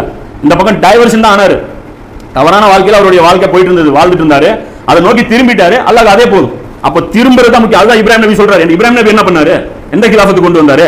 அல்லாஹ்வை நோக்கி திரும்பினார். இல்ல உஜூஹும் அத சொல்றாங்க, முக்லிஸூன லஹுத்தீனா, முற்றிலும் அல்லாஹ்வை சார்ந்து திரும்பிடணும். இவ்வளவுதான். எங்களுடைய எல்லா விவகாரங்களிலும் அல்லாஹ் தான் யாரு? நீதிபதி. ஹாக்கிமியத் அல்லாஹ்வுக்கு தான். லா இலாஹ இல்லல்லாஹ்னா லா ஹாக்கிமியத் இல்லல்லாஹ். என்னுடைய குடும்ப விவகாரங்கள் அல்லாஹ் தான் நீதிபதி, என்னுடைய அரசியல் விவகாரங்களுக்கு அல்லாஹ் தான் நீதிபதி, என்னுடைய பொருளாதார விவகாரங்களுக்கு அல்லாஹ் தான் நீதிபதி. இதை சொன்னாலே போதும். இதுக்கு பேர் தான் கலிமா. இந்த கலிமா சொன்னா தான் சொர்க்கம். வெறும் வந்து வேற ஒரு நம்ம வந்து டைல்யூட் பண்ணி ஒரு கலிமா வச்சிருக்கோம்ல, அந்த கலிமா வந்து சொர்க்கம் கிடையாது. பனி இஸ்ராயீலுடைய வாழ்க்கையில நம்ம படிப்பு எடுக்கணும். இவங்களுடைய வியாதியே என்னன்னா கோழைத்தனம் தான். அதே கோழைத்தனம் தான் இங்க குர்ஆன்ல ஹிதாயத்துன்னு அல்லாஹ் சொல்றது எல்லாமே தைரியத்தை தான் சொல்றான். கல்வி யாருக்கு இல்லைங்க? கிலாஃபத்துன்னு ஒன்று இருக்கிறது பனி இஸ்ராயீலுக்கு தெரியலையா? தெரியும். அதோடைய மசாயல்கள் என்ன அழகா சொல்லுவோம். இன்னைக்கு நாமளும் அதை பேசிட்டு உமர்லினுடைய வாழ்க்கை வரலாறு பேசினாலும் நமக்கு சொர்க்கம் கிடைக்காது. இவங்களுக்கு கடைசி ஒரு வாய்ப்பு அல்லாஹ் கொடுக்குறோம். இந்த பூமிக்கு, அதாவது பைத்துல் முகத்தஸ் மறுபடியும் குடி போறதுக்கும், அந்த இடத்துல அவங்க மறுபடியும் அந்த இமாமத்துல ஜாயிண்ட் இமாமத், இப்போ பனி இஸ்ராயீலும் இவங்களும் சேர்ந்து ஒரு இமாமத்தா இருந்துக்கலாம் அப்படிங்கிற ஒரு ஆப்ஷன் வந்து 16 மாசம் ஓப்பனா இருந்துச்சு. 16 மாசம் அந்த ஆப்ஷன் ஓப்பனா இருந்துச்சு. அதுக்கப்புறம் என்ன பண்ணிட்டாங்க அப்படின்னா, அவங்க கிட்ட இருந்து அந்த ஆப்ஷன் கொடுக்கப்பட்டுருச்சு. ஆனா கடைசி அல்லாஹ் ஒரு வசனம் வந்து அவங்களுக்கு வந்து, இது தௌராத்துல இந்த வசனம் இருக்கு, எது? அவர்கள் எழுத படிக்க தெரியாத நபி ஆகிய நம் தூதரை பின்பற்றுகிறார்கள், அவர்கள் தங்களிடம் இல்ல தௌராத்திலும் இஞ்சிலும் இவரை பற்றி எழுதப்பட்டிருப்பதை காண்பார்கள். யாரை பத்தி? ரசூலா பத்தி. இது மூசா நபி கிட்ட அல்லாஹ் பேசுறாரு. எனவே யார் அவரை நம்பி ஈமான் கொண்டு அவரை கண்ணியப்படுத்தி அவருக்கு உதவியும் செய்து அவருடன் அருளப்பட்டிருக்கும் ஒளியையும் பின்பற்றுகிறார்களோ அவர்கள் தான் வெற்றியாளர்கள் அப்படின்னு சொல்லி 7வது அத்தியாயத்துல 157 சொல்றான். இங்கேயும் பாருங்க, இலுமினாட்டி கோடோடு இருக்கு பாருங்க, ஒளியை பின்பற்றணும் இருக்கு. எங்க குர்ஆனை பின்பற்றணும் இருக்கா? அப்ப ஒளினா என்ன? அப்ப அதை நாம வந்து அட்டாச் பண்ண மாற்று பொருள் தான் கொடுக்கணும். ஏன் குர்ஆன்னு அல்லாஹ் சொல்ல தெரியலையா? பேர் வச்சவனுக்கு சொல்ல தெரியலையா குர்ஆன்ட்டு? ஏன் எல்லாம் இந்த இடத்துல ஒளின்னு மாத்தி பேசுறான்? ஏன்னா இவங்க இலுமினாட்டியா போவாங்கன்னு தெரியும். இவங்க ஒளிங்க, அது இலுமினாட்டி மீனிங் என்ன? இலுமினேஷன் என்ன? வெளிச்சம். வெளிச்சத்தை தேடி இவர்கள் போறாங்க. அப்ப வெளிச்சம்ங்கிறது இந்த வெளிச்சம் யாருக்கு? முகமதுக்கு அருளப்பட்டதுதான் வெளிச்சம் அப்படிங்கறத அல்லாஹ் இங்க சொல்றான். இந்த ஒளியை பின்பற்றுங்க அப்படின்னா இவங்க வேற ஒளியை பின்பற்றிட்டு இருக்காங்க. இப்ப இந்த ஒளிக்கு உதாரணம் தான் அந்த பக்ரால ஆரம்பத்துல வரும் பாரு. இவங்களை பத்தி தான் பக்ரா, இலுமினாட்டி சூரான்னு கூட அது பேர் சொல்லலாம். பக்ராவும் ஆல இம்ரானும் அவ்வளவு ஆயத்துகள் இருக்கு. அதெல்லாம் அது இன்ஷா அல்லாஹ் ஒரு நாளைக்கு தனியா நம்ம பேசுவோம். முதல்ல இது பின்னணி மட்டும் நம்ம ஸ்ட்ராங்கா புரிஞ்சுக்கணும். எதற்காக இது வந்து டிராவல் ஆகி இவ்வளவு பிரச்சனைகள் வந்துட்டு இருக்குது அப்படிங்கிறது. அப்ப இந்த ஒரு கண்டிஷன் இருந்தா தான் இனி இவங்களுக்கு என்னது, அது வந்து இவங்களுக்கு வந்து ஒரு இது கிடைக்கும் அப்படிங்கறத அல்லாஹ் சொல்றான். 757 அதாவது ரசூலாவை கம்பல்சரி நீங்க ஃபாலோ பண்ணணும் அப்படிங்கிறது. இந்த காலகட்டத்தில் அவங்க என்ன பண்றாங்க? இந்தியா, அதாவது அந்த விரக்கடிக்கப்பட்டாங்கல்ல, அந்த காலகட்டத்தில் உலகத்துல பல பகுதிக்கு ஓடிட்டாங்க. ஜெர்மனி போயிட்டாங்க, இந்தியா வந்துட்டாங்க. இந்தியாவில் இருக்கிற ஐயர்கள் எல்லாருமே யாரு? பனி இஸ்ராயீலுடைய ஒரு கிளையை சேர்ந்தவங்க தான். இந்த 12 கூட்டத்தினர் இருந்தாங்களா, அதுல ஒரு கூட்டம் தான். அதனாலதான் இவங்க காலவாட வழங்கிட்டு இருக்காங்க. இவங்க சாதாரண ஆள் கிடையாது, இவங்க வேற ஆளுங்க கிடையாது, எல்லாம் நம்ம பங்காளி இதுதான் இவங்க எல்லாருமே. அப்போ இவங்க வந்து இங்க சுத்திட்டு இருக்காங்க. இப்போ இங்க இந்தியாவுக்கு வந்து ஸ்பெயின்ல போயிட்டாங்க, அரபுக்கு போயிட்டாங்க, சவுதி அரபு வந்துட்டாங்க. உலகில் வந்து பல காலத்துல போய் உலகத்தை வந்து காப்பாத்திட்டாங்க. அப்போ இவங்க மறுபடியும் ஜெயிக்கிறதுக்கு 2 ஆப்ஷன். ஒன்னு மசி வந்தா தப்பிச்சிடலாம், இன்னொன்னு ரசூலாவை ஃபாலோ பண்ணா இவங்க தப்பிச்சிடலாம். ஆனா மசியை வந்து வந்துட்டு போனதே உங்களுக்கு தெரியல, இவனி தான் வருவாருன்னு இவங்க நம்பிட்டு இருக்காங்களா? அந்த ஆப்ஷனை தான் இவன் பயன்படுத்த போறான். யாரு? தஜ்ஜால். ஏன்னா நபி ஸல்லல்லாஹு அலைஹி வஸல்லம் அவங்க வந்ததுக்கு அப்புறம் இவங்க என்ன பண்ணாங்க அப்படின்னா, அந்த கடைசி ஒரு வாய்ப்பு இருந்துச்சுல்ல, அந்த வாய்ப்பும் வீணடிக்கப்பட்டுச்சு. என்ன பண்ணாங்க? ஃபர்ஸ்ட் வேலை என்ன பண்ணாங்க அப்படின்னா, தௌராத்துல இருந்த அந்த வசனத்தை தூக்கிட்டாங்க. ரசூலா வந்த கன்ஃபார்ம் ஆன உடனே, இதுதான் இவர் தான் அந்த வசனம் குறிக்குதுன்னு தெரிஞ்ச உடனே அந்த வசனத்தை அவசரமா நீக்கிட்டாங்க. நீக்கினதுக்கு அப்புறமா அல்லாஹ் குர்ஆன்ல சொல்றான், நாம் யாருக்கு வேதத்தை வழங்கினோமோ அவர்கள் தமது பிள்ளைகளை அறிவதை போல் இவரை அறிவார்கள். அல்லாஹ் சொல்றான். தெரியாமலாம் இவங்களுக்கு கிடையாது, இவங்க பிள்ளைகளை அறிவதை போல் அறிவார்கள் அப்படின்னு சொல்லி தமக்கே நஷ்டத்தை ஏற்படுத்தி கொண்டோர் நம்பிக்கை கொள்ள மாட்டார்கள் அப்படின்னு சொல்லி 6வது அத்தியாயத்துல 20வது வசனத்துல அல்லாஹ் சொல்றான். இவங்க ஏன் வந்து ரசூலாவை பின்பற்றல தெரியுமா? அதுக்கும் அதுதான் காரணம். எது? அதுக்கு மூசா நபிக்கு நீயும் அல்லாஹ் போய் சண்டை போடுனாங்களோ, தௌராத் அதுக்கப்புறம் யாரு? தாவூத் நபி வந்ததுக்கு அப்புறம் இந்த பக்கத்து ஊர் சண்டையில நாங்க வர மாட்டோம்னாங்களா? அப்புறம் ஈசா நபி வந்தவொடனே பையத்து செய்ய மாட்டோம்னாங்களா? இதே பஞ்சாயத்து தான் ரசூலா அடியும். ரசூலா வந்தாங்க, மதீனாவுக்கு வந்தாங்க, வந்தவொடனே போய் கேட்கறாங்க, இந்த மாதிரி வந்து நாங்க ஒரு 5 கேள்வி கேட்கிறோம் மதீனாவில். ரசூலாவுக்கு டெஸ்ட் வைக்கப்படுது, உலமாக்கள் சபை போகுது, இவர் அல்லாஹ்வுடைய தூதரா இல்லையாங்கிறது டிக்ளேர் பண்ணுவோம் அப்படிங்கிறது போகுது. போய் கேட்கறாங்க, 5 கேள்வி நாங்க கேட்க போறோம். இந்த 5 கேள்விக்கு நீங்க பதில் சொன்னீங்கன்னா நீங்க இறை தூதர் நாங்க நம்பிடுவோம்னு சொல்லிட்டு ஒரு 5 கேள்வி கேட்கறாங்க. அதுல கடைசி கேள்வி என்ன அப்படின்னா, உங்களுக்குன்னு ஒரு ஸ்பெஷலா ஒரு வானவர் அல்லாஹ் நியமிப்பான்ல, உங்களுக்கு நியமிக்கப்பட்ட வானவர் யாரு அப்படின்னு சொன்ன உடனே ரசூலுல்லாஹ் சொல்றாங்க ஜிப்ரீல் அப்படிங்கிறாங்க. எனக்கு நியமிக்கப்பட்டது ஜிப்ரீல் அப்படின்னு உடனேங்கிறாங்க, ஆஹா இவர் வேலைக்காவாது, இவர் போரை கொண்டு வர்றவர். மூசா நபிக்கும் இவர் தான் உதவி செஞ்சாரு. அதே மாதிரி குர்ஆன்ல பாருங்க, ஈசா நபிக்கு ரூஹுல் குதுஸ் மூலம் உறுதிப்படுத்தினோம் இருக்கும். அப்போ ஈசா நபிக்கும் ஜிப்ரீல்னு வந்தாலே போர் இருக்கும். மொத்தமே ஒரு 3 பேருக்கு தான் வஹி கொண்டு போவார். மூசாவுக்கு, ஈசாவுக்கு, முகமது 3 பேருக்கு தான் ஜிப்ரீல் அலைஹிஸ்ஸலாம் வந்து போவார். மீதி யாருக்கும் வஹிலாம் அவர் எடுத்துட்டு போக மாட்டார். அவர் இறங்கினா பெரிய பிரச்சனைகள் மட்டும் தான் இறங்குவார். இன்னைக்கும் ஜிப்ரீல் அலைஹிஸ்ஸலாம் வெயிட்டிங்ல இருக்குது. இன்னைக்கும் நாம அதான் இந்த உம்மத்துக்காக நின்றுட்டு இருக்கிறார். இன்னைக்கு நாம திரும்பினா அவருடைய உதவி, அவருடைய படைகள் வரும். இல்லைன்னா வராது, இல்ல அடி வாங்க விட்டுருவாங்க. உஹதுல எடுத்துங்க, சஹாபாக்கள் ஓடுனாங்க, ஜிப்ரீல் அலைஹிஸ்ஸலாம் இருந்தாங்க, காப்பாத்தினாங்களா? ரசூலுல்லாஹ் அடி வாங்க விட்டாங்கல்ல, நடுவுல வந்து காப்பாத்திருக்கலாம்ல. காலத்துல நீங்க நிக்கணும், சப்போர்ட் ரோல் தான் மலக்குகள் பண்ணுவாங்க. நீங்க ஓடிட்டீங்கன்னா மலக்குகளும் விட்டுருவாங்க. ரசூலுல்லாஹ் கை விட்டாங்கன்னா அதுக்கப்புறம் என்னங்க இருக்கு? நபி ஸல்லல்லாஹு அலைஹி வஸல்லம் கூட காப்பாத்தல ஜிப்ரீல் அப்படிங்கன்னா, அப்ப தெரிஞ்சுங்க, அப்ப களத்துல நிக்கிறது எவ்வளவு முக்கியம். நம்மளுடைய உறுதி தான் மலக்குகளுடைய உதவி நமக்கு வருமா வராதாங்கிறது. இப்ப இவங்க கேக்குறாங்க, ஜிப்ரீலா அவர் போரையும் சண்டையும் வேதையும் கொண்டு வருவாராயிட்ட, மீகாயில்னா பரவாயில்ல, அவர் தாவரங்கள், மலை, அல்லாஹ்வுடைய பரக்கத்து, இந்த மாதிரியான விஷயங்கள் கொண்டு வர, விவசாயம், அல்லாஹ்வுடைய ரஹ்மத், இந்த மாதிரி விஷயங்கள் கொண்டு வருவாரு. இவர் எங்களுக்கு செட் ஆகாது அப்படின்னு சொல்லி இது வருது. முஸ்னத் அஹ்மதுல 2483 ஹதீஸ், திர்மிதில 3117 ஹதீஸ்ல வருது. அப்புறம் அல்லாஹ் குர்ஆன்ல 297 அல்லாஹ் இறக்குறான், யார் ஜிப்ரீலுக்கு விரோதியாக இருக்கிறானோ அவன் எனக்கும் விரோதி. போ, ஜிப்ரீல் உனக்கு ஆகாதா, நீ எனக்கும் ஆகாது அப்படின்னு சொல்லிட்டு அல்லாஹ் நீக்கிட்டான். அப்புறம் இன்னொரு காரணம் அவங்களுக்கு என்ன அப்படின்னா, நபி ஸல்லல்லாஹு அலைஹி வஸல்லம் மேல பொறாம, ரசூலுல்லாஹ் மேல பொறாம கொண்டு என்ன பண்ணாங்க, பல சதி வேலைகளில் ஈடுபட்டாங்க. இது 2வது அத்தியாயத்துல 90வது வசனம், 2வது அத்தியாயத்துல 109, 2 213, 4 54, 42 14 அல்லாஹ் சொல்றான். பொறாமையின் காரணமா இவங்க ஏத்துக்க மாட்டேங்கிறாங்க. சாதாரண ஒரு எழுத படிக்க தெரியாத ஆளுங்க, அதுவும் இவங்க 1400 வருஷமா முக்கி பார்த்த வேலையை இவங்க பாட்டு சல்லுன்னு பண்ணிட்டே இருந்தாங்கன்னா வயிற்றுச்சல் வருமா வராது? என்னடா அது, இந்த வேலைக்கு இவ்வளவு டைம், ஒருத்தன் காலையிலேருந்து ஒருத்தன் வேலை செஞ்சுட்டு இருக்கான், அடுத்த வந்தா ஒரு 10 நிமிஷத்துல செஞ்சுட்டான், அதே ஒரு இன்சல்ட் ஆயிரும். அந்த இன்சல்ட் காரணம் என்ன, நீ செஞ்சிருக்கணும். ஆனா அது வேலை 10 நிமிஷம் வேலை செஞ்சு காமிச்சாங்களா இல்லையா? அப்ப வேலை சின்ன வேலை தான், உன்னுடைய கோலத்தினால இவ்வளவு ஆண்டுகள் நீங்க எடுத்துக்கிட்டீங்க அப்படிங்கறத இங்க விஷயமே தவிர. ஆனா அவங்க என்ன பண்ணிட்டாங்க, அப்பயும் தௌபா செஞ்சு திரும்பி போற மாதிரியான ஒரு எந்த ஒரு வேலையும் இவங்க எடுத்துக்கல. அதுக்கப்புறம் என்ன பண்றாங்க, வேற மறுபடியும் குறுக்கு புத்தியில ஈடுபடுறாங்க. என்னன்னா, மத்த ஆளுகளை போய் இழுத்து சண்டை போடுறது, குறைசிகள்கிட்ட போய் பேசுறது. என்ன நீங்க 4 பசங்க 20 பேர் நசுக்கி தள்ளுறதை விட்டு போட்டு அதெல்லாம் பண்ணிட்டு இது பண்றீங்க. இவங்க தான் போய் கூட்டு வராங்க அகல் போர்ல, எல்லா நிறைய போர்கள்ல போய் என்ன பண்றது, இவங்க தான் போறது. அபு சுஃபியான் இந்த இதை மறக்கிறதுக்கு போறாருல, அபு சுஃபியான மறக்கிறதுக்கு பத்ர் போர்ல நபி ஸல்லல்லாஹு அலைஹி வஸல்லம் ஆள் அனுப்புறாங்கல்ல, இந்த வாகன கூட்டத்தை மறக்கிறது, அந்த துப்பு கொடுத்தது யாரு? இந்த மாதிரி அபூ ஜஹலுக்கு போய் போட்டு கொடுத்தது யாரு? இந்த மாதிரி ரசூலுல்லாஹ்க்கு ஒரு குரூப் போகுது, இங்க மதீனால இருந்து ஒரு கேங் போயிருக்கு, நீங்க போய் இது பண்ணிருங்க, போட்டு கொடுத்தது இவங்க தான். இதே உள்ள வேலை தான். அல்லாஹ் சொல்றான்ல குர்ஆன்ல, பின்னாடி பொம்பளைகள் மாதிரி போய் நின்னுக்குவாங்க, ஒளிஞ்சு நின்னுக்குவாங்க, சும்மா போய் அந்த இடத்துல ஒரு கல்லு தூக்கி போற மாதிரி ஒரு தாக்குதல் பண்ணுவாங்க. இந்த மாதிரி வேலையை தான் அவங்க ஈடுபடுவாங்க அப்படின்னு சொல்லி. அப்ப இது என்ன பண்றாங்க, பல சதிகளை இது பண்றாங்க. கடைசி என்ன பண்றாங்க, ஈசா அல்லாஹ் ரசூலுல்லாஹ்வை கொலை பண்றதுக்கே முயற்சி பண்றாங்க. என்ன பண்றாங்க, ஒரு மசூரா கூப்பிடுறாங்க, வாங்க உட்காந்து பேசுவோம் அப்படிங்கிறாங்க. செட் பண்ணிட்டாங்க எல்லாமே, எல்லாம் ஒரு செட்டப் பண்ணி, ஒரு பயங்கரமான ஒரு செட்டப் இருக்கு. ஏதோ தலைவர் ஒரு அம்மிக்கல் தூக்கி போடுற மாதிரி ஒரு ஆள் அங்க வச்சு எல்லாமே செட்டப் பண்ணிட்டாங்க. செட்டப் பண்ணி எல்லாம் மசூரா கிளம்பிட்டு இருக்காங்க. கிளம்பும் போது ரசூலுல்லாஹ்க்கு வஹி வந்துருது, இந்த மாதிரி சதி வேலையில் ஈடுபட்டு இருக்காங்க, போவாதீங்க அப்படின்னு. அப்ப இவங்களுடைய பிளான் என்னன்னா, ரசூலுல்லாஹ் செத்து போயிட்டா, கடைசி நபி, பின்னாடி நபி கிடையாது. அப்ப இமாமத் என்ன ஆயிரும், மறுபடியும் நமக்கே அந்த ஆப்ஷன் கொடுக்கப்படும். நாம மறுபடியும் ஏதோ ஒரு குறுக்கு புத்தியில போய் மறுபடியும் எப்படியாவது பண்ணி உலகத்துல ஃபர்ஸ்ட் ரேங்க் மறுமையில வாங்கிக்கலாம், மறுமையில நம்ம ஜெயிக்கணும், அதான் மேட்டர். மறுமையில யார்கிட்ட அல்லாட்ட ஃபர்ஸ்ட் ரேங்க் அப்படிங்கிறது நம்ம இது பண்ணோம் அப்படின்னு சொல்லி பிளான் பண்றாங்க. அதுக்கப்புறம் என்ன பண்றான் அல்லாஹ், போதும் இனி இவங்களோட சேர்ந்து வேலை செய்யறது விட்டுருங்க. அதுதான் ரசூலுல்லாஹ் எதிர்பார்த்துட்டே இருக்காங்க, ஒத்துக்க முடியல. அதாவது இவங்களோட சேர்ந்து கோஆபரேட் பண்ண முடியல. இந்த பக்கம் அபூபக்கர் உமர் மாதிரியான ஆட்கள், இந்த பக்கம் இந்த மாதிரி கலிசடைங்க, இவங்களை வச்சுட்டு எப்படி ஜாயிண்டா ஒரு கிலாஃபத்தை ஏற்படுத்துறது? ரசூலுல்லாஹ் வானத்தை நோக்கி பார்த்துட்டே இருக்காங்க. அப்பதான் அல்லாஹ் சொல்றான், நபி உன்னுடைய முகம் அடிக்கடி வானத்தை நோக்கி திரும்ப. கிப்லானா ஏதோ திசை நினைச்சிட்டு இருக்கோம் நம்ம, கிப்லாங்கிறது திசை கிடையாது, அது இமாமத்து. இங்க இருந்து நீ அதை பார்க்கணும் இல்ல, இங்க இருந்து அது வரைக்கும் ஒரே கல்ச்சர் இருக்கணும், அதான் மேட்ரு.